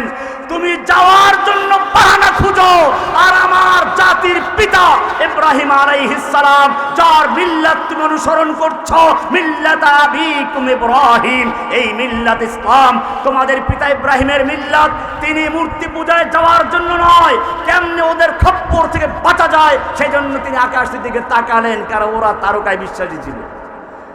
ফানাজারা নাজরাতান ইলান নুজুম, তারকার দিকে তাকালেন। ওরা মনে করলো এই তো তারকার সিদ্ধান্ত, এটা যেমন তেমন না, ওরা তারকার উপর ঈমান রাখে। বলল, ইন্নী সাকিম, আমি অসুস্থ। কিন্তু উনি আসমানের দিকে তাকিয়েছেন ঠিকই, কিন্তু তারকা উদ্দেশ্য না, উদ্দেশ্যকে ফানাজারা নাজরাতান ইলান নুজুম, তারকার দিকে তাকালো আর তাকিয়ে বলল, ইন্নী সাকিম, আমি অসুস্থ। মিথ্যা বলেন নাই, শারীরিক অসুস্থ উদ্দেশ্য না। তোমরা যে দেবদেবী নিজের হাতে তৈরি করো, খড়কুটা দিয়ে তৈরি করে, আবার একটা পিছনে লাঠি দিয়ে দাঁড় করিয়ে রাখো, এই মূর্তি আমি পূজা করতে পারি না। একজন মূর্তি পূজক আটা দিয়ে ময়দা দিয়ে মূর্তি ভালো করে বানাইয়া তারপরে সফরে যাবে, আগুন দিয়ে পুড়িয়ে তারপরে সাথে করে নিয়ে গেছে। পথের মধ্যে সফরে খাবার শেষ হয়ে গেছে, চিন্তা করলো আটা দিয়ে ময়দা দিয়ে সুন্দর করে মূর্তি তৈরি করেছি, এটা কি ভাঙ্গি খাওয়া শুরু করে দিই। মূর্তি খাইলো, মূর্তির কোনো ক্ষমতা নেই নিজেকে বাঁচাবার জন্য। এক মূর্তি পূজক, সেও মূর্তি পূজারি খুব ভালো, ছোট্ট মূর্তি সবসময় ব্যাগে রাখে, সফর করে। একবার পায়খানা করতে গেল, চিন্তা করলো মূর্তি সাথে নিয়ে কেমনে যায়, দূরে রেখে তারপরে চলে গেছে। একটু পরে এসে দেখে মূর্তির গায়ে ভেজা পানি। চিন্তা করলো এত বড় বুজুর্গ মূর্তি যাকে পুজো করি, নিশ্চয়ই আসমান থেকে রহমতের বৃষ্টি পড়েছে। বরকতের জন্য জিহ্বা দিয়ে চাটা শুরু করলো, দেখে আরে সর্বনাশ, এ তো রহমতের বৃষ্টি না, টক টক লাগে দুর্গন্ধ আসছে। ব্যাপার কি, দেখে পিছনে একটা কুকুর দাঁড়িয়ে আছে, এখনো পেশাবের ফোঁটা পড়ছে। বোঝা গেল রহমতের বৃষ্টি না, এটা কার বৃষ্টি? বলার উদ্দেশ্য হচ্ছে ইব্রাহিম আলাইহিস সালাম তার জাতির সামনে পরিষ্কার করে দেওয়ার জন্য এইবারে সবাই মেলায় চলে গেছেন। তিনি মূর্তির খানায় ঢুকে পড়েছেন, গিয়ে দেখলেন মূর্তির সামনে অনেক দামি দামি খাবার, মিষ্টি আছে, ফল ফ্রুট আছে, কি দামি খাবার। আমি খেতে গেলে আমাকে দারোয়ান পিটাইয়া তাড়াইয়া দেয়, আর মাছি এসে খাইলে মাছের কিছু করতে পারে না। বোঝেন নাই? আল্লাহ এটাই কোরআনে বলেছেন, ইয়া আইয়ুহান নাস দুরিবা মাসালুন ফাসতামিউ লাহ, ও মানব জাতি, তোমরা যারা মূর্তি পূজা করছো, মূর্তি তৈরি করছে, ভালো করে শুনে রাখো। তোমাদের বুঝানোর জন্য, ও হিন্দু ভাইয়েরা যারা মূর্তি তৈরি করছো, মূর্তি পূজা করছো, তোমাদের সঙ্গে আমাদের কোনো শত্রুতা নেই, তোমাদের বুঝানোর জন্য বলছি। আল্লাহ তাআলা বলছেন, দুরিবা মাসালুন ফাসতামিউ লাহ, তোমাদের জন্য একটা উদাহরণ দিচ্ছি, তোমাদের জন্য একটা উপমা পেশ করছি, ভালো করে কান লাগাইয়া শোনো, মনোযোগ দিয়ে শোনো। ইন্নাল্লাযীনা তাদউনা মিন দুনিল্লাহ, তোমরা আল্লাহকে বাদ দিয়ে যেই সমস্ত দেবদেবীর পূজা করছো, ইবাদত করছো, লা ইয়াখলুকু যুবাবাও ওয়ালা বিস্তামাউলা, ওরা সবাই মিলে একটা মাছিও তৈরি করতে পারে না। মাছি তৈরি করা দূরের কথা, সব মূর্তি যদি একাত্র হয়ে যায়, ওয়ালা বিস্তামাউলা, সব দুনিয়ার মূর্তি একাত্র হয়ে যদি তৈরি করার চেষ্টা করে, একটা মূর্তি একটা মাছিও তৈরি করতে পারবে না। মাছি তৈরি করা দূরের কথা, ওয়া ইয়াসলুবুহুমুজ যুবাবু শাইআ, আর যদি ওদের সামনে রাখা দামি দামি খাবার, মিষ্টি, এখান থেকে মাছি একটা অংশ নিয়ে যায়, তাহলে সেই মাছির কবল থেকে মিষ্টি উদ্ধার করার ক্ষমতাও তার নাই। দাউফাত তালিব ওয়াল মাতলুব। ইব্রাহিম আলাইহিস সালাম খানায় এবারে তিনি চলে গেছেন মূর্তিখানায়। মূর্তিখানায় গিয়ে দেখলেন দামি দামি খাবার আছে, বললেন, এই মূর্তি, ব্যাপার কি? আলা তাকুলুন, খাও না? কি দামি খাবার, খাও না? কে খায় না? তো খায় না, কথাও কয় না। ইব্রাহিম আলাইহিস সালাম, কোরআনের আয়াত এটা, ইব্রাহিম বলছেন, মালাকুম লা তানতিকুন, কি হলো, কথাও বলছো না কেন? একদিকে খাচ্ছ না আর একদিকে কথাও বলছো না, কারণটা কি? এইবারে বারবার বলার পর রাগ উঠে গেছে। ফাকানা দরবান বিল ইয়ামিন, ডান হাতে জোরে থাপ্পড় মেরেছে। এবারে থাপ্পড় মারলে পরে পাথরের মূর্তি, শুকনা মাটির মূর্তি, ব্যথা মূর্তি পায় না, নিজে পায়, নিজে মূর্তি পেয়েছে, ব্যথা পাইছে। এবারে উঠছে রাগ, নিল কুড়াল নিয়ে সব মূর্তি ভেঙ্গে চুরমার করে ফেলেছেন। তবে আপনাদেরকে মূর্তি ভাঙতে বলছি না, কিন্তু ভালো করে পরে বলতেছি ইনশাআল্লাহ কাহিনী দেখে। উনি মূর্তি একদিনে ভাঙেননি। ইব্রাহিম আলাইহিস সালাম সব মূর্তিগুলো ভেঙ্গে চুরমার করে দিয়ে এবারে বড় মূর্তির গলায় কুড়াল লটকে চলে গেলেন। লোকেরা এবারে মেলার থেকে আবার ফিরে আসছে, মূর্তি পূজা দিয়ে চলে গেছে, আবার পূজা দেওয়ার জন্য আসছে। এসে দেখে সর্বনাশ, সব মূর্তি, কারো মাথা নাই, হাত নাই, পাও নাই, কান নাই, দাঁত নাই, খড়কুটা সব বাইয়ে গেছে সব, এমনকি পিছনের লাঠিটাও নাই। সবাই চিন্তা করলো কি হলো, গেছে নমরুদের কাছে। নমরুদ আসলো। নমরুদ বিচক্ষণ ছিল, শয়তান ছিল, বিচক্ষণ ছিল। এসে অনেকক্ষণ চিন্তা করেছে। চিন্তা করার পরে সর্বপ্রথম যে প্রশ্ন করেছে, যুবকরা ভালো করে শুনে রাখো, যারা আজকের মাহফিলের আয়োজন করেছ, ইব্রাহিমের মতো যুবক হও, তোমাদের মাধ্যমে গোটা দেশ, শুধু ভৈরব না, গোটা দেশ তাওহীদের আলো ছড়িয়ে যাবে ইনশাআল্লাহ। ইব্রাহিম আলাইহিস সালাম, এবারে ইব্রাহিম আলাইহিস সালাম ভেঙ্গে চলে গেলেন। নমরুদের দল এসে অনেকক্ষণ চিন্তা করে জিজ্ঞেস করলো, হাল মিন ফাতান ইয়াজকুরু আলিহাতানা, এই এলাকায় কোনো যুবক আছে কি যেই যুবক আমাদের মূর্তির সমালোচনা করে, যেই যুবক আমাদের মূর্তির কোনো কথা শুনতে পারে না, মূর্তি খেতে পারে না, মূর্তি উপকার করতে পারে না, এইরকম সমালোচনা করে এমন কোনো লোক আছে কি? সবাই এখন কান খাড়া করে বলল, ঠিকই আছে। একটা নতুন রাস্তা দিয়ে চলতে থাকে। আল্লাহ বলছেন, মুস্তাকাররিল্লাহ যালিকা তাকদীরুল আজিজিল আলিম, মহাপরাক্রমশালী, মহাবিজ্ঞানী আল্লাহ এটা নির্ধারণ করে দিয়েছেন, যাতে এর থেকে নিচে গেলে পৃথিবী পুড়ে না যায়, উপর দিয়ে গেলে শীতকালে ঠান্ডায় মরে না যায়। সেজন্য আল্লাহ তাআলা সূর্যের জন্য রাস্তা নির্ধারণ করে দিয়েছেন। এরপরে বলছেন, ওয়াল কামারা কাদ্দারনাহু মানাজিলা হাত্তা আদা কাল উরজুনিল কাদিম, চন্দ্রের জন্য রাস্তা নির্ধারণ করে দিয়েছি, মঞ্জিল নির্ধারণ করে দিয়েছি। চন্দ্র আল্লাহর হুকুম মেনে সেই রাস্তায় চলে, চলতে চলতে এক সময় খেজুর গাছের ডালের মতো শুকনো হয়ে যায়। এরপরে বলছেন, লাশামসি ইয়ামবাগি লাহা আন তুদরিকাল কামার ওয়ালাল লাইলু সাবিকুন নাহার ওয়া কুল্লুম ফি ফালাকিন ইয়াসবাহুন, সূর্যের ক্ষমতা নেই চন্দ্রকে ধরার, রাতের ক্ষমতা নেই দিনকে অতিক্রম করার, সব কিছু আল্লাহর হুকুম মেনে মুসলিম হয়ে গেছে। অকুল্লুন ফি ফালাকি ইয়াসবাহুন, এমনকি শোনেন, আপনার আবার অঙ্গ মুসলমান, অঙ্গ কি? তুমি হিন্দু হও, বৌদ্ধ হও, খ্রিস্টান হও, তোমার নাক, চোখ, কান সবাই হুকুম মানে কার? আল্লাহ চক্ষুকে সৃষ্টি করে বলেছেন, চক্ষু তোর কাজ দেখা, তুই দেখবি। কানকে সৃষ্টি করে বলেছেন, কান তোর কাজ হচ্ছে শোনার, তুই শুনবি। নাককে সৃষ্টি করেছে, বলেছেন নাক তোর কাজ ঘ্রাণ লওয়ার ঘ্রাণ নিবি। জিহ্বাকে বলেছেন তোর কাজ হচ্ছে স্বাদ নেওয়ার স্বাদ নিবি। আপনি যদি কানকে ঘুষ দিয়ে বলেন আজকের থেকে কান তুই দেখবি, চোখ তুই শুনবি, শুনবি আপনার কথা। হুকুম মানে কার? চন্দ্র সূর্য গ্রহ নক্ষত্র হুকুম মানে কার? তোমার নাক চোখ কান হুকুম মানে কার? সব মুসলিম, সব কি? ইব্রাহিম আলাইহিস সালামকে আল্লাহ সাহায্য করলেন, কুল্লা আগুন ও মুসলিম, আগুনের হুকুম মানে কার? আল্লাহ এবার হুকুম করছেন, কুলনা ইয়া নারু কুনি বারদাও ওয়া সালামান আলা ইব্রাহিম। ও আগুন, তুমি তো আমার বান্দা ইব্রাহিমের জন্য ঠান্ডা হয়ে যাও। খবরদার খবরদার, আরামদায়ক ঠান্ডা হও। এমন ঠান্ডা হয়ে যায় না কষ্ট লাগে শীত লাগে, এমন গরম হয়ে যায় না যাতে গরম লাগে, এমন ঠান্ডা হয়ে যাও। বারদাও ওয়া সালামান আলা ইব্রাহিম।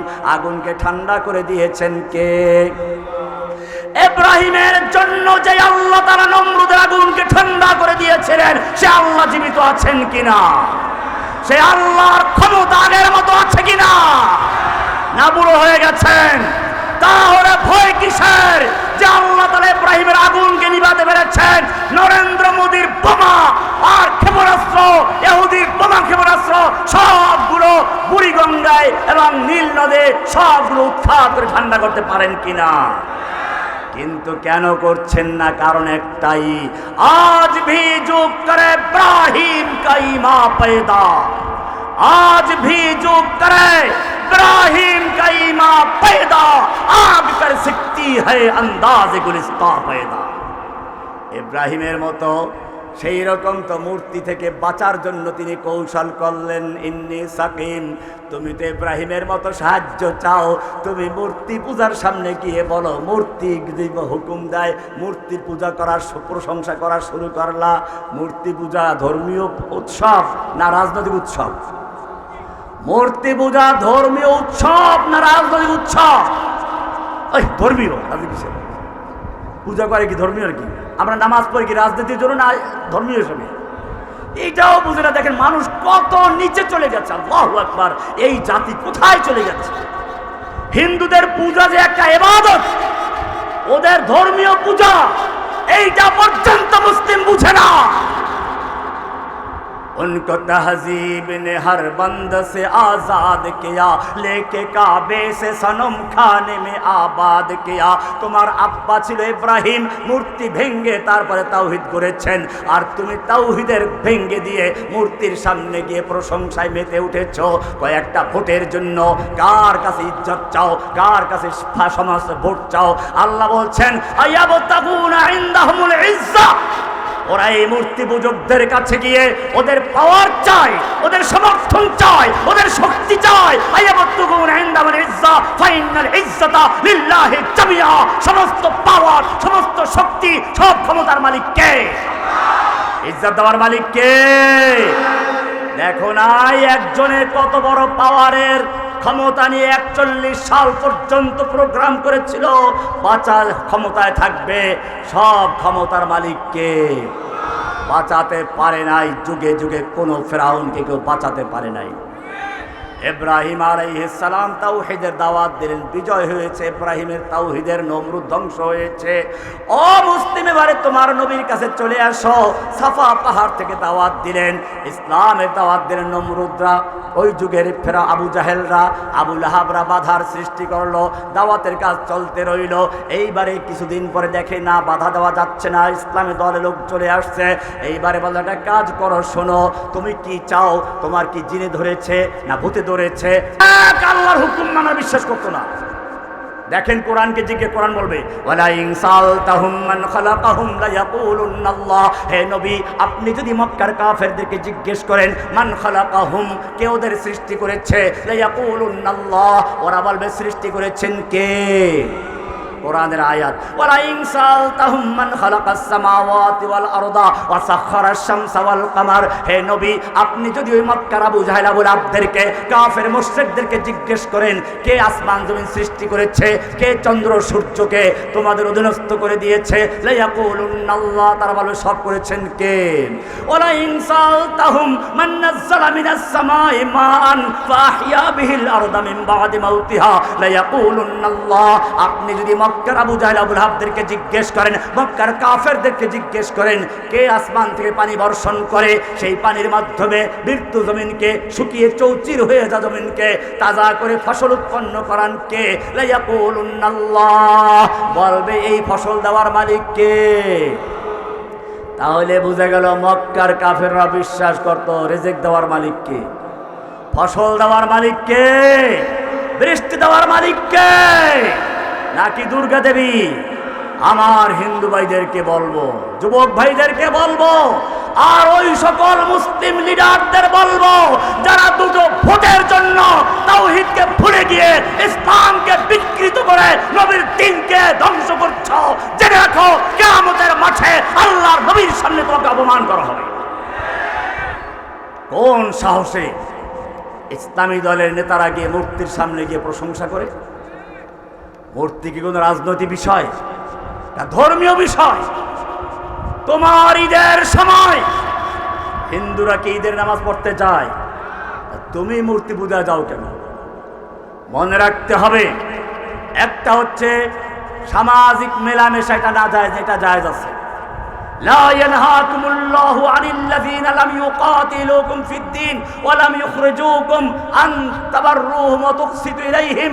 যে সমস্ত হিন্দু, যে সমস্ত খ্রিস্টান, যে সমস্ত অমুসলিমরা তোমাদের কোনো ক্ষতি করে না, তাদের সঙ্গে সদাচরণ করো, তাদেরকে হাদিয়া তোহফা দাও, উপকার করে মিলেমিশে থাকো, অসুবিধা আছে? কোরআন এটা সমর্থন দিয়েছে। সূরা মুমতাহানার আয়াত ভালো করে 8 নম্বর বা 9 নম্বর আয়াত পরিষ্কার করা আছে। ইসলাম এরকম কোন অসৌজন্যমূলক দিন নয়, ইসলাম কাউকে জোর জবরদস্তি করার দিন নয়। ইসলাম সদাচরণ শিখায়, কিন্তু ধর্মের ক্ষেত্রে পরিষ্কার, ইসলাম তোমার ধর্ম, ধর্মের ক্ষেত্রে কোনো আপোষ নাই, ঠিক কিনা? এবারে আল্লাহর নবীকে বলল আপোষ করে চলো। প্রস্তাব দিল মক্কার কাফেররা। আল্লাহ তাআলা এইবারে নবীর উপর ছেড়ে দেন নাই, আসমান থেকে ওহী নাযিল করে বলছেন কুল ইয়া আইয়ুহাল কাফিরুন।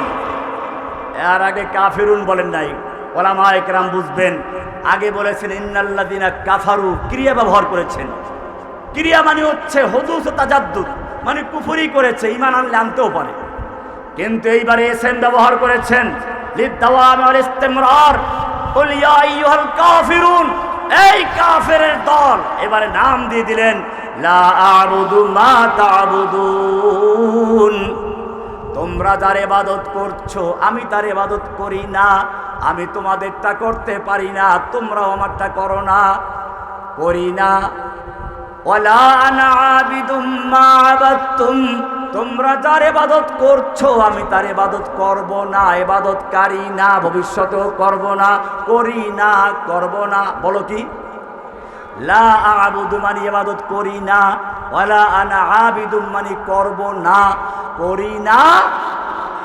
কি পরিষ্কার আয়াত! এরপরও আবার বিভ্রান্তির মধ্যে পড়ে যায়। কুল ইয়া আইয়ুহাল কাফিরুন লা আ'বুদু মা তা'বুদুন। তোমরা যার ইবাদত করো আমি তার ইবাদত করি না। ওয়ালা আনা আবিদুম মা আবাদতুম, আর তোমরা যার ইবাদত করো আমি তার ইবাদত করব না, করি না, করব না। লাকুম দীনুকুম ওয়ালিয়া দীন, আমার একটা দিন আলাদা, তোমাদের ধর্ম আলাদা, তোমার ধর্ম আমি পালন করব না, করি না, করব না। পরিষ্কার হয়ে গেল। কোন ধর্মীয় ক্ষেত্রে আপোষ চলবে? সামাজিকভাবে মিলেমিশে থাকবেন। এইখানে খেয়াল রাখবেন, আমি এইবার আসল জায়গায় এসেছি। ইব্রাহিম আলাইহিস সালাম মূর্তি ভেঙেছেন শুরুতেই না শেষে গিয়ে? এইবারে আমাদের নবী তাওহীদের দাওয়াত দিলেন। ইসলামের দলে আস্তে আস্তে লোক আসতে শুরু করলো। ওমর বিন খাত্তাবের মতো লৌহ মানব চলে আসলো, হামজার মতো বীর পুরুষ চলে আসলো। হে যুবক, আমি তোমাকে জিজ্ঞেস করতে চাই, রাতের অন্ধকারে মক্কার খানায় কাবা এবং তার আশপাশে 360টা মূর্তি ছিল, ইচ্ছে করে 10-20টা মূর্তি ভাঙতে পারতেন কি না? ভেঙেছেন? ভালো করে বুঝবে, কিছু লোক আছে আমাদের কথা বুঝে না, না বুঝে গিয়ে এমন কিছু আকাম করে, আর ধরা পড়লে বলে জসিমউদ্দিন রহমানীর লেকচার শুনে উদ্বুদ্ধ হয়ে গেছে। এই গাধা, তুই কি আমার লেকচার বুঝেছিস? এই 2-4টা উই পোকা, তেলা পোকা আর মশা মাছি মেরে হাত নষ্ট করা রহমানীর কাজ নয়। রহমানীদের কাজ হচ্ছে তাওহীদের বিপ্লব তৈরি করে আল্লাহর জমিনে আল্লাহর দ্বীনকে বিজয়ী করা। লিল্লাহি তাকবীর, লিল্লাহি তাকবীর, সাবিলুনা সাবিলুনা, সাবিলুনা সাবিলুনা, শাহজালালের তলোয়ার, শাহজালালের তলোয়ার, লিল্লাহি তাকবীর। হামজার মতো বীর পুরুষ, ওমর বিন খাত্তাবের মতো লৌহ মানব নবীর সঙ্গে আছে, ইচ্ছে করলে রাতের আধারে এই ছোটখাটো 10-20টা মূর্তি ভাঙ্গা কোনো ব্যাপার ছিল না, কিন্তু ভাঙ্গেন নাই। নির্যাতন সহ্য করেছেন, জুলুম অত্যাচার সহ্য করেছেন। 3 বছর পর্যন্ত সে আবি তালেবে বন্দি জীবন যাপন করেছেন। এমনকি তাকে হত্যা করার জন্য ঘেরাও করা হলো, হিজরত করতে বাধ্য হলেন। কি কত অত্যাচার নির্যাতন হলো, তারপরেও মূর্তি ভাঙলেন না। কারণ হচ্ছে এই, এখন মূর্তি ভাঙলে কালকে ওরা মূর্তি গড়বে, আমার এটা কাজ নয়। আমার প্রথম কাজ হচ্ছে মানুষের অন্তরের মধ্যে যে মূর্তির ভালোবাসা আছে, অন্তরের মধ্যে মূর্তি বসে আছে, সেই মূর্তি ভেঙে চুরমার করে তাওহীদের বীজ রোপণ করা। এটা তোমাদের কর্মসূচি দিচ্ছি আমি এখন। কোরআন বলছে উলাইকা কাতাবা ফি কুলুবিহিমুল ঈমান। কি সুন্দর করে আল্লাহ বলছেন, আল্লাহর নবীর কর্মসূচি। ও যুবকেরা, তোমাদেরকেও কর্মসূচি দেওয়া হচ্ছে। কর্মসূচি প্রথম ধাপ, তোমার কাজ কি? প্রথম ধাপ হচ্ছে মানুষের অন্তরের মধ্যে তাওহীদের বীজ রোপণ করা, লা ইলাহা ইল্লাল্লাহ বসানো, স্থাপন করা। উলাইকা কাতাবা ফি কুলুবিহিমুল ঈমান। অন্তরে ঈমানের বীজ রোপণ করো, দাওয়াত দিতে থাকো। অন্তরের মালিককে, অন্তরের ভিতরের মূর্তির মহব্বত কমিয়ে দাও। আপনারা দেখেন নাই, একজন লোক তার বাবাকে অন্তরে বসাবার জন্য রেডিও টেলিভিশনে মূর্তি ছাড়ার কোনো কথা নাই, যা কিছু তার বাবার স্বপ্ন। রাস্তার মোড়ে মোড়ে বাবার মূর্তি, অফিস আদালতে বাবার মূর্তি। 100 বছর উদযাপন করার জন্য 1 বছর আগের থেকে কাউন্টডাউন শুরু করেছে। উদ্দেশ্য একটাই, অন্তরের মধ্যে তার বাবাকে বসানো, বাবার মহব্বতকে স্থায়ী করা। অন্তরের মালিককে, অন্তরের মালিককে আল্লাহর রাসূল সাল্লাল্লাহু আলাইহি ওয়াসাল্লাম বলছেন, মানুষের কলব, বনি আদমের কলবটা হচ্ছে একটা মরুভূমির মাঝখানে পরের মতো, পাখার মতো, পাখির পরের মতো। ইয়াকাল্লিবুহা কাইফা ইয়াশা। আল্লাহ তাআলা ওটাকে যেভাবে ইচ্ছা সেভাবে ওলট পালট করেন। অন্তরের মালিককে। তুমি রেডিওর মাধ্যমে, টিভির মাধ্যমে, বিজ্ঞাপনের মাধ্যমে যতভাবে চেষ্টা করেছ তোমার বাপকে অন্তরে বসাবার জন্য, অন্তরের মালিক তত বেশি ওইখানে ঘৃণা তৈরি করে দিয়েছেন। এমন ঘৃণা তৈরি করেছেন, যখন সুযোগ পেয়েছে যেই মূর্তি ভাঙতে গেলে স্বাভাবিক অবস্থা হতে 1 বছর লেগে যেত, সব মূর্তি একদিনে ভেঙে চুরে বাংলাদেশকে পরিষ্কার করে ফেলা হয়েছে। যেই মূর্তি ভাঙ্গা যায় নাই, কুড়াল দিয়ে, ক্রেন লেগিয়ে, ক্রেনের রশি দিয়ে টেনে হেঁচড়ে ভেঙে চুরমার করা হয়েছে। কলবের মালিককে, অন্তরের মালিককে, অন্তরের পরিবর্তন করার মালিককে। যুবকরা, তোমাদের কাজ হচ্ছে মানুষের অন্তরে তাওহীদের বীজ রোপণ করা, লা ইলাহা। এই তাওহীদ যদি বপন করতে পারো, দুনিয়ার কোনো শক্তি নেই তোমাদের বিরুদ্ধে যুদ্ধ করতে পারে। আজকে ফিলিস্তিনে তোমরা মার খাচ্ছ, কাশ্মীরে তোমরা মার খাচ্ছ, কি যেন স্মুথ ফ্লোটিলা, এতগুলো লোক বিভিন্ন দেশ থেকে আসলো, ঢুকতে দিল না একটা ইহুদি। উপলব্ধি করতে পেরেছিলেন, এদের জন্য ধন্যবাদ দিতেই হবে। তিনি প্রথম বুঝতে পেরেছিলেন এই পাহাড় যদি অবিচ্ছিন্ন রাখতে হয়, বাংলার অংশ থাকতে হয়, তাহলে এখানে বাঙালিদেরকে প্রতিষ্ঠা করতে হবে। তিনি তখন এই কাজটা করেছিলেন। এই জন্যই আপনারা দেখেছেন আমি বলেছি, যেমন প্রথম ইসলামী বিপ্লব করতে হলে তাওহীদের বিপ্লব শুরু করতে হবে, আকীদার বিপ্লব। পাহাড়ে সেটাই শুরু হয়েছে, প্রথম আকীদার বিপ্লব। উপজাতি নয়, আদিবাসী। এটা বিশ্বাস, এটা কালিমা, এটা ঈমান। আদিবাসী এস্টাবলিশ করা মানেই হচ্ছে তারা আগের থেকে আছে, তোমরা পরে এসেছো, ওই জমির মালিক আদিবাসীরা তোমরা নও, তোমরা উৎখাত হও। এলে প্রথম ঈমান, এটা ঈমান। ঈমান নাও যে আদিবাসী ওরা। এরপরে শুরু হবে বাঙালি উৎখাত করো, সেনাবাহিনী সরাও, সেনাবাহিনী সরাও, সেনাবাহিনী সরানো। তারপরে কি হবে? তারপরে আসবে বাঙালি সরাও, বাঙালি খাদাও। আর মনে রাখবেন সেই পরিবেশ অলরেডি হয়ে গেছে। আজকে যদি সেনাবাহিনী ওখান থেকে সরিয়ে নেওয়া হয়, 1 ঘন্টাও বাঙালি মুসলিম ওখানে থাকতে পারবে না। সেই ব্যবস্থা করা হয়েছে, সেখানে প্রশিক্ষণ দেওয়া হয়েছে। আপনারা দেখেছেন। আমি বাংলাদেশের সেনাবাহিনীকে জানিয়ে দিতে চাই, আমরা দেশের শত্রু নই। আমাদেরকে হাসিনা সন্ত্রাসী বানিয়েছিল, হাসিনা জঙ্গি নাটক করে করে এদেশের আলেম ওলামাদেরকে জেলে ঢুকিয়েছিল। এদেশের আলেম ওলামাদের চরিত্র হনন করে তাদেরকে ধর্ষক বানিয়ে জেলে ঢুকিয়েছিল। আমি আদালতে চ্যালেঞ্জ করেছিলাম, আমাকে বলা হলো আনসারুল্লাহ বাংলা টিমের গুরু, আধ্যাত্মিক নেতা, লিডার। আমি আদালতে চ্যালেঞ্জ করেছিলাম, আনসারুল্লাহ বাংলা টিম নামে বাংলাদেশে কোনো দল নেই, বাংলাদেশে এই দলের কোনো অস্তিত্ব নেই। এটা ভারতের রয়ের পরামর্শে এদেশের আলেম ওলামাদেরকে গ্রেফতার করার জন্য, তাওহীদের যুবকদের গ্রেফতার করার জন্য যে নাটক সাজানো হয়েছিল, সেই নাটকের নাম হচ্ছে আনসারুল্লাহ বাংলা টিম। আদালতকে আমি চ্যালেঞ্জ করেছিলাম, বলেছিলাম যদি প্রমাণ করতে পারে, সরকার যদি সব শক্তি দিয়ে প্রমাণ করতে পারে জসিমউদ্দিন রহমানী আনসারুল্লাহ বাংলা টিমের প্রধান, তাহলে আর তাকে জেলে দেওয়ার প্রয়োজন নেই। ক্রেন লাগিয়ে আদালতের সামনে ফাঁসিতে ঝুলিয়ে হত্যা করে লাশটা ঝুলিয়ে রাখো, যেন বিশ্বব্যাপী দেখতে পারে। জসিমউদ্দিন রহমানী আদালতে মিথ্যা চ্যালেঞ্জ করেছিল, ইতিহাস সাক্ষী। আপনারা তো আর এগুলো খোঁজ রাখেন না। আদালতের রায় হলো, ব্লগার রাজীব হায়দার হত্যা মামলার রায় হলো।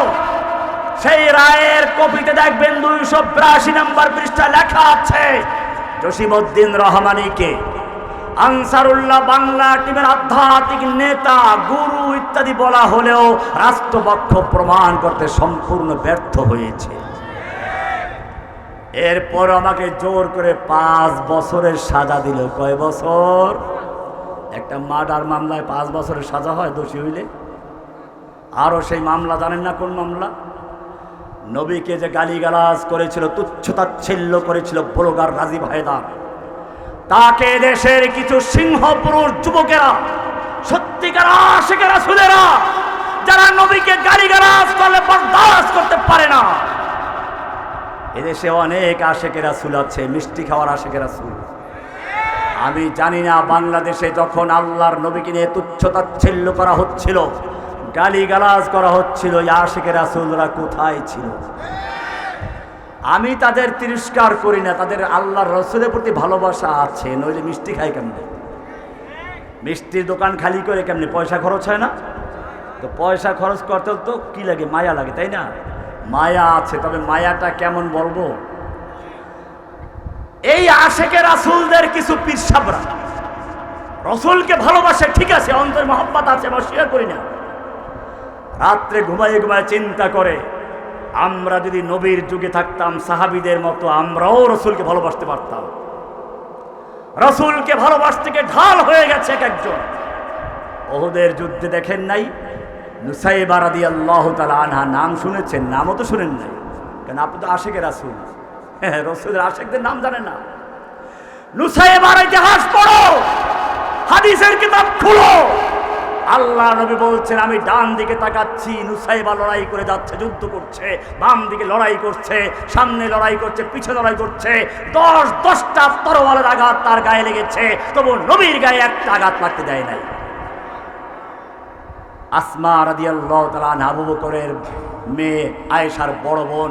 আল্লাহ নবী যখন হিজরত করে গারে সুরে যখন অবস্থান করছিলেন, খাবার পয়সা ছিল কে? জাতুন নিতাকাইন, নিজের কোমর বন্ধ ছিঁড়ে 2 অংশ করে, এক অংশ দিয়ে খাবারের টিফিন কেরি বানছে, আর এক অংশ দিয়ে ওই যে উট বানছে। এই জন্য তার নাম হয়ে গেল জাতুন নিতাকাইন। ইতিহাস বলতে গেলে অনেক সময় লাগবে। তারই ছেলে আব্দুল্লাহ বিন জুবায়েরকে যখন হাজ্জাজ বিন ইউসুফের বাহিনী মক্কায় ঘাও করলো, তখন এই আসমা রাদিয়াল্লাহু তাআলা আনহার বয়স হয়ে গেছে 100-র উপরে, চোখ অন্ধ হয়ে গেছে, দেখে না। মায়ের কাছে গিয়ে আব্দুল্লাহ বিন জুবায়ের বলল, আম্মা, ওরা আমাকে ঘেরাও করে ফেলেছে, আমার সঙ্গের লোকজন সব নিহত হয়ে গেছে, আমার লোকজন আমাকে ছেড়ে চলে গেছে। এখন অপশন দিয়েছে দুটো, হয়তো যুদ্ধ করে শহীদ হয়ে যাবে, নতুবা আমি আত্মসমর্পণ করব, দুনিয়ার যা চাই তা তারা দিবে। মা মা মেয়ে লোকরা যদি আমার কথা শুনে থাকো আর সত্যিকারে আল্লাহ রাসূলকে ভালোবাসো, দিনকে ভালোবাসো, এইরকম মা হও। নিজের সন্তানকে বলছে তুমি যদি সত্যের উপরে থেকে থাকো তাহলে লড়াই চালিয়ে যাও, আর যদি মিথ্যার উপরে থেকে থাকো তাহলে নিজেও ধ্বংস হয়েছ, আর তোমার পক্ষে যুদ্ধ করে যারা মারা গেছে তাদেরকে ধ্বংস করেছ। বলল, মা, ওরা তো আমাকে হত্যা করার পরে আমাকে লাশ বিকৃত করবে, নাক কান সব কেটে ফেলবে, অপমান করবে। মা কি বলছেন শুনুন।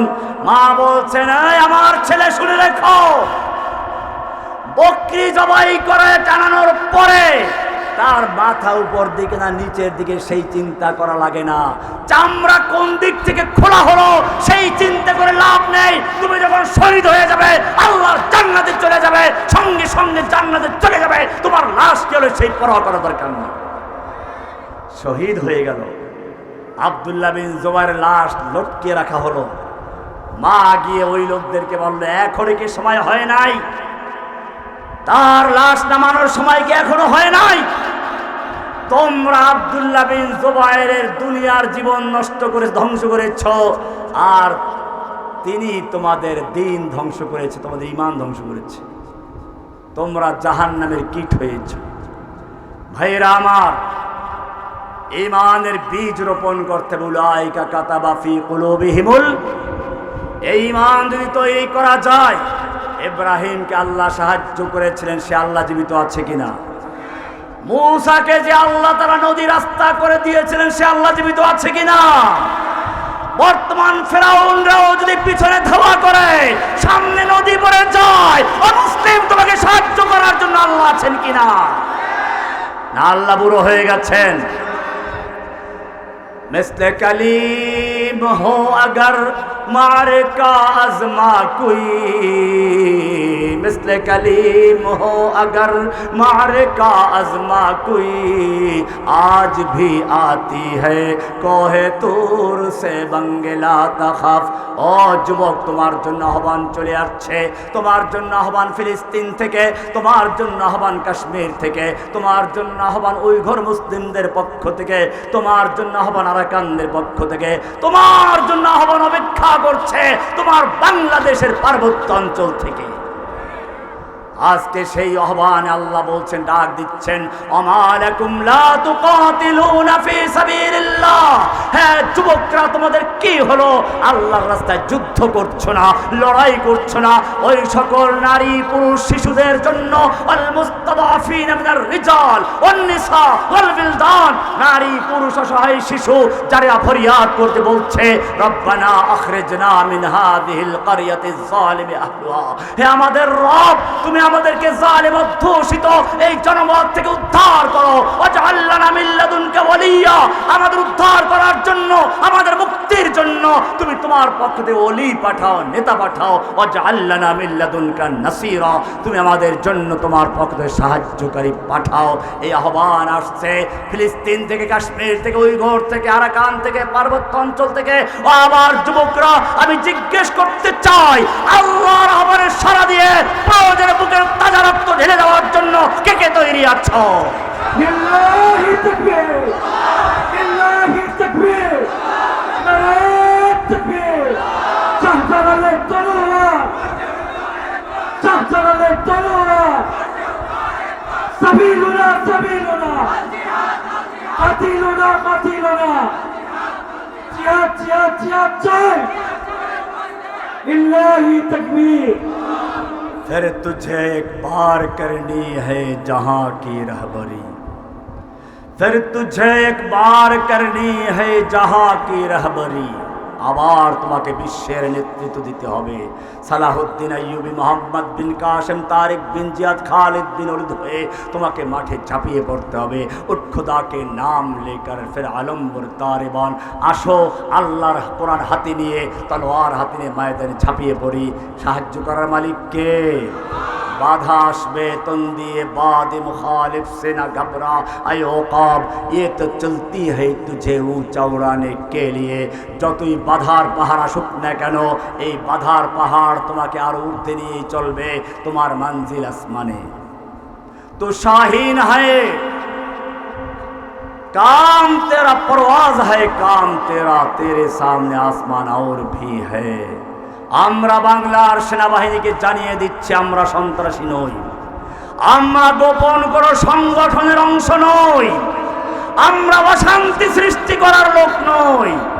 দেখো নাই বাংলাদেশে যেই লোকটা সন্ত্রাসের নাটক করত, জঙ্গি নাটক করত, সে যেদিন পালিয়ে গেছে সেই দিন থেকে বাংলার জমিন থেকে জঙ্গি নাটকের অবসান ঘটেছে। বোঝা গেল জঙ্গি আমরা ছিলাম না, জঙ্গি নাটক তৈরি করেছিল কে?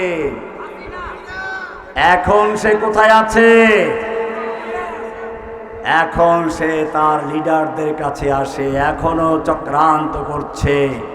আমি জিজ্ঞেস করতে চাই, জুলাই আগস্টে ঐক্যবদ্ধভাবে যেভাবে স্কুল, কলেজ, মাদ্রাসা, এমনকি ইংলিশ মিডিয়াম পর্যন্ত একাকার হয়ে গিয়েছিল, প্রয়োজন যদি হয় আবার বুকের তাজা রক্ত ঢেলে দিয়ে বাংলার জমিনে আল্লাহর দিনকে বিজয় করার জন্য তৈরি আছো কিনা? আগামী বিপ্লব হবে তাওহীদের বিপ্লব, আগামী বিপ্লব হবে ইসলামকে বিজয়ের বিপ্লব, আগামী বিপ্লব হবে বাংলাদেশ থেকে সন্ত্রাস এবং ভারতের দালাল মুক্ত করার বিপ্লব। আল্লাহ আমাদের তৌফিক দান করুন, আমিন। আজকের এই মাহফিল যারা আয়োজন করেছেন যুবকরা এবং যে মাদ্রাসার পক্ষ থেকে, আল্লাহ তাদের কবুল করেন, জোরে বলুন আমিন। তাদের যাবতীয় হাজতগুলো গায়বী খাজানার থেকে পূরণ করে দিন, বলুন আমিন। আল্লাহ সুবহানাহু ওয়া তাআলা এই মাহফিলকে কেন্দ্র করে কিয়ামত পর্যন্ত এই এলাকার ভিতরে তাওহীদের মশাল জ্বালাবার তৌফিক দান করুন। যেই যুবকরা আজকে এই মাহফিল আয়োজন করেছো, তোমাদের কাজ হচ্ছে প্রত্যেকটা ঘরে ঘরে তাওহীদের আলো জ্বালিয়ে দেওয়া। হিন্দু, মুসলিম, বৌদ্ধ, বেদাতি যত আছে সবার ঘরে আল্লাহর নবীর মিশন তাওহীদের দাওয়াত পৌঁছে দেওয়া এবং সকলকে সত্যিকার আশিক রাসূল বানানো, এটাই তোমাদের কাজ। সবক पर फिर सदाकत का, अदालत का, शजाअत का लिया जाएगा काम तुझसे दुनिया के इमामत का। सो चाहे कफील अब कुछ भी हो, हर हाल में अपना हक लेंगे। इज्जत से जीना है तो जी लेंगे या जाम शहादत पी लेंगे। आखिर दावाना अनिल हम्दुलिल्लाहि रब्बिल आलमीन। अस्सलामु अलैकुम व रहमतुल्लाहि व बाराकातुहू।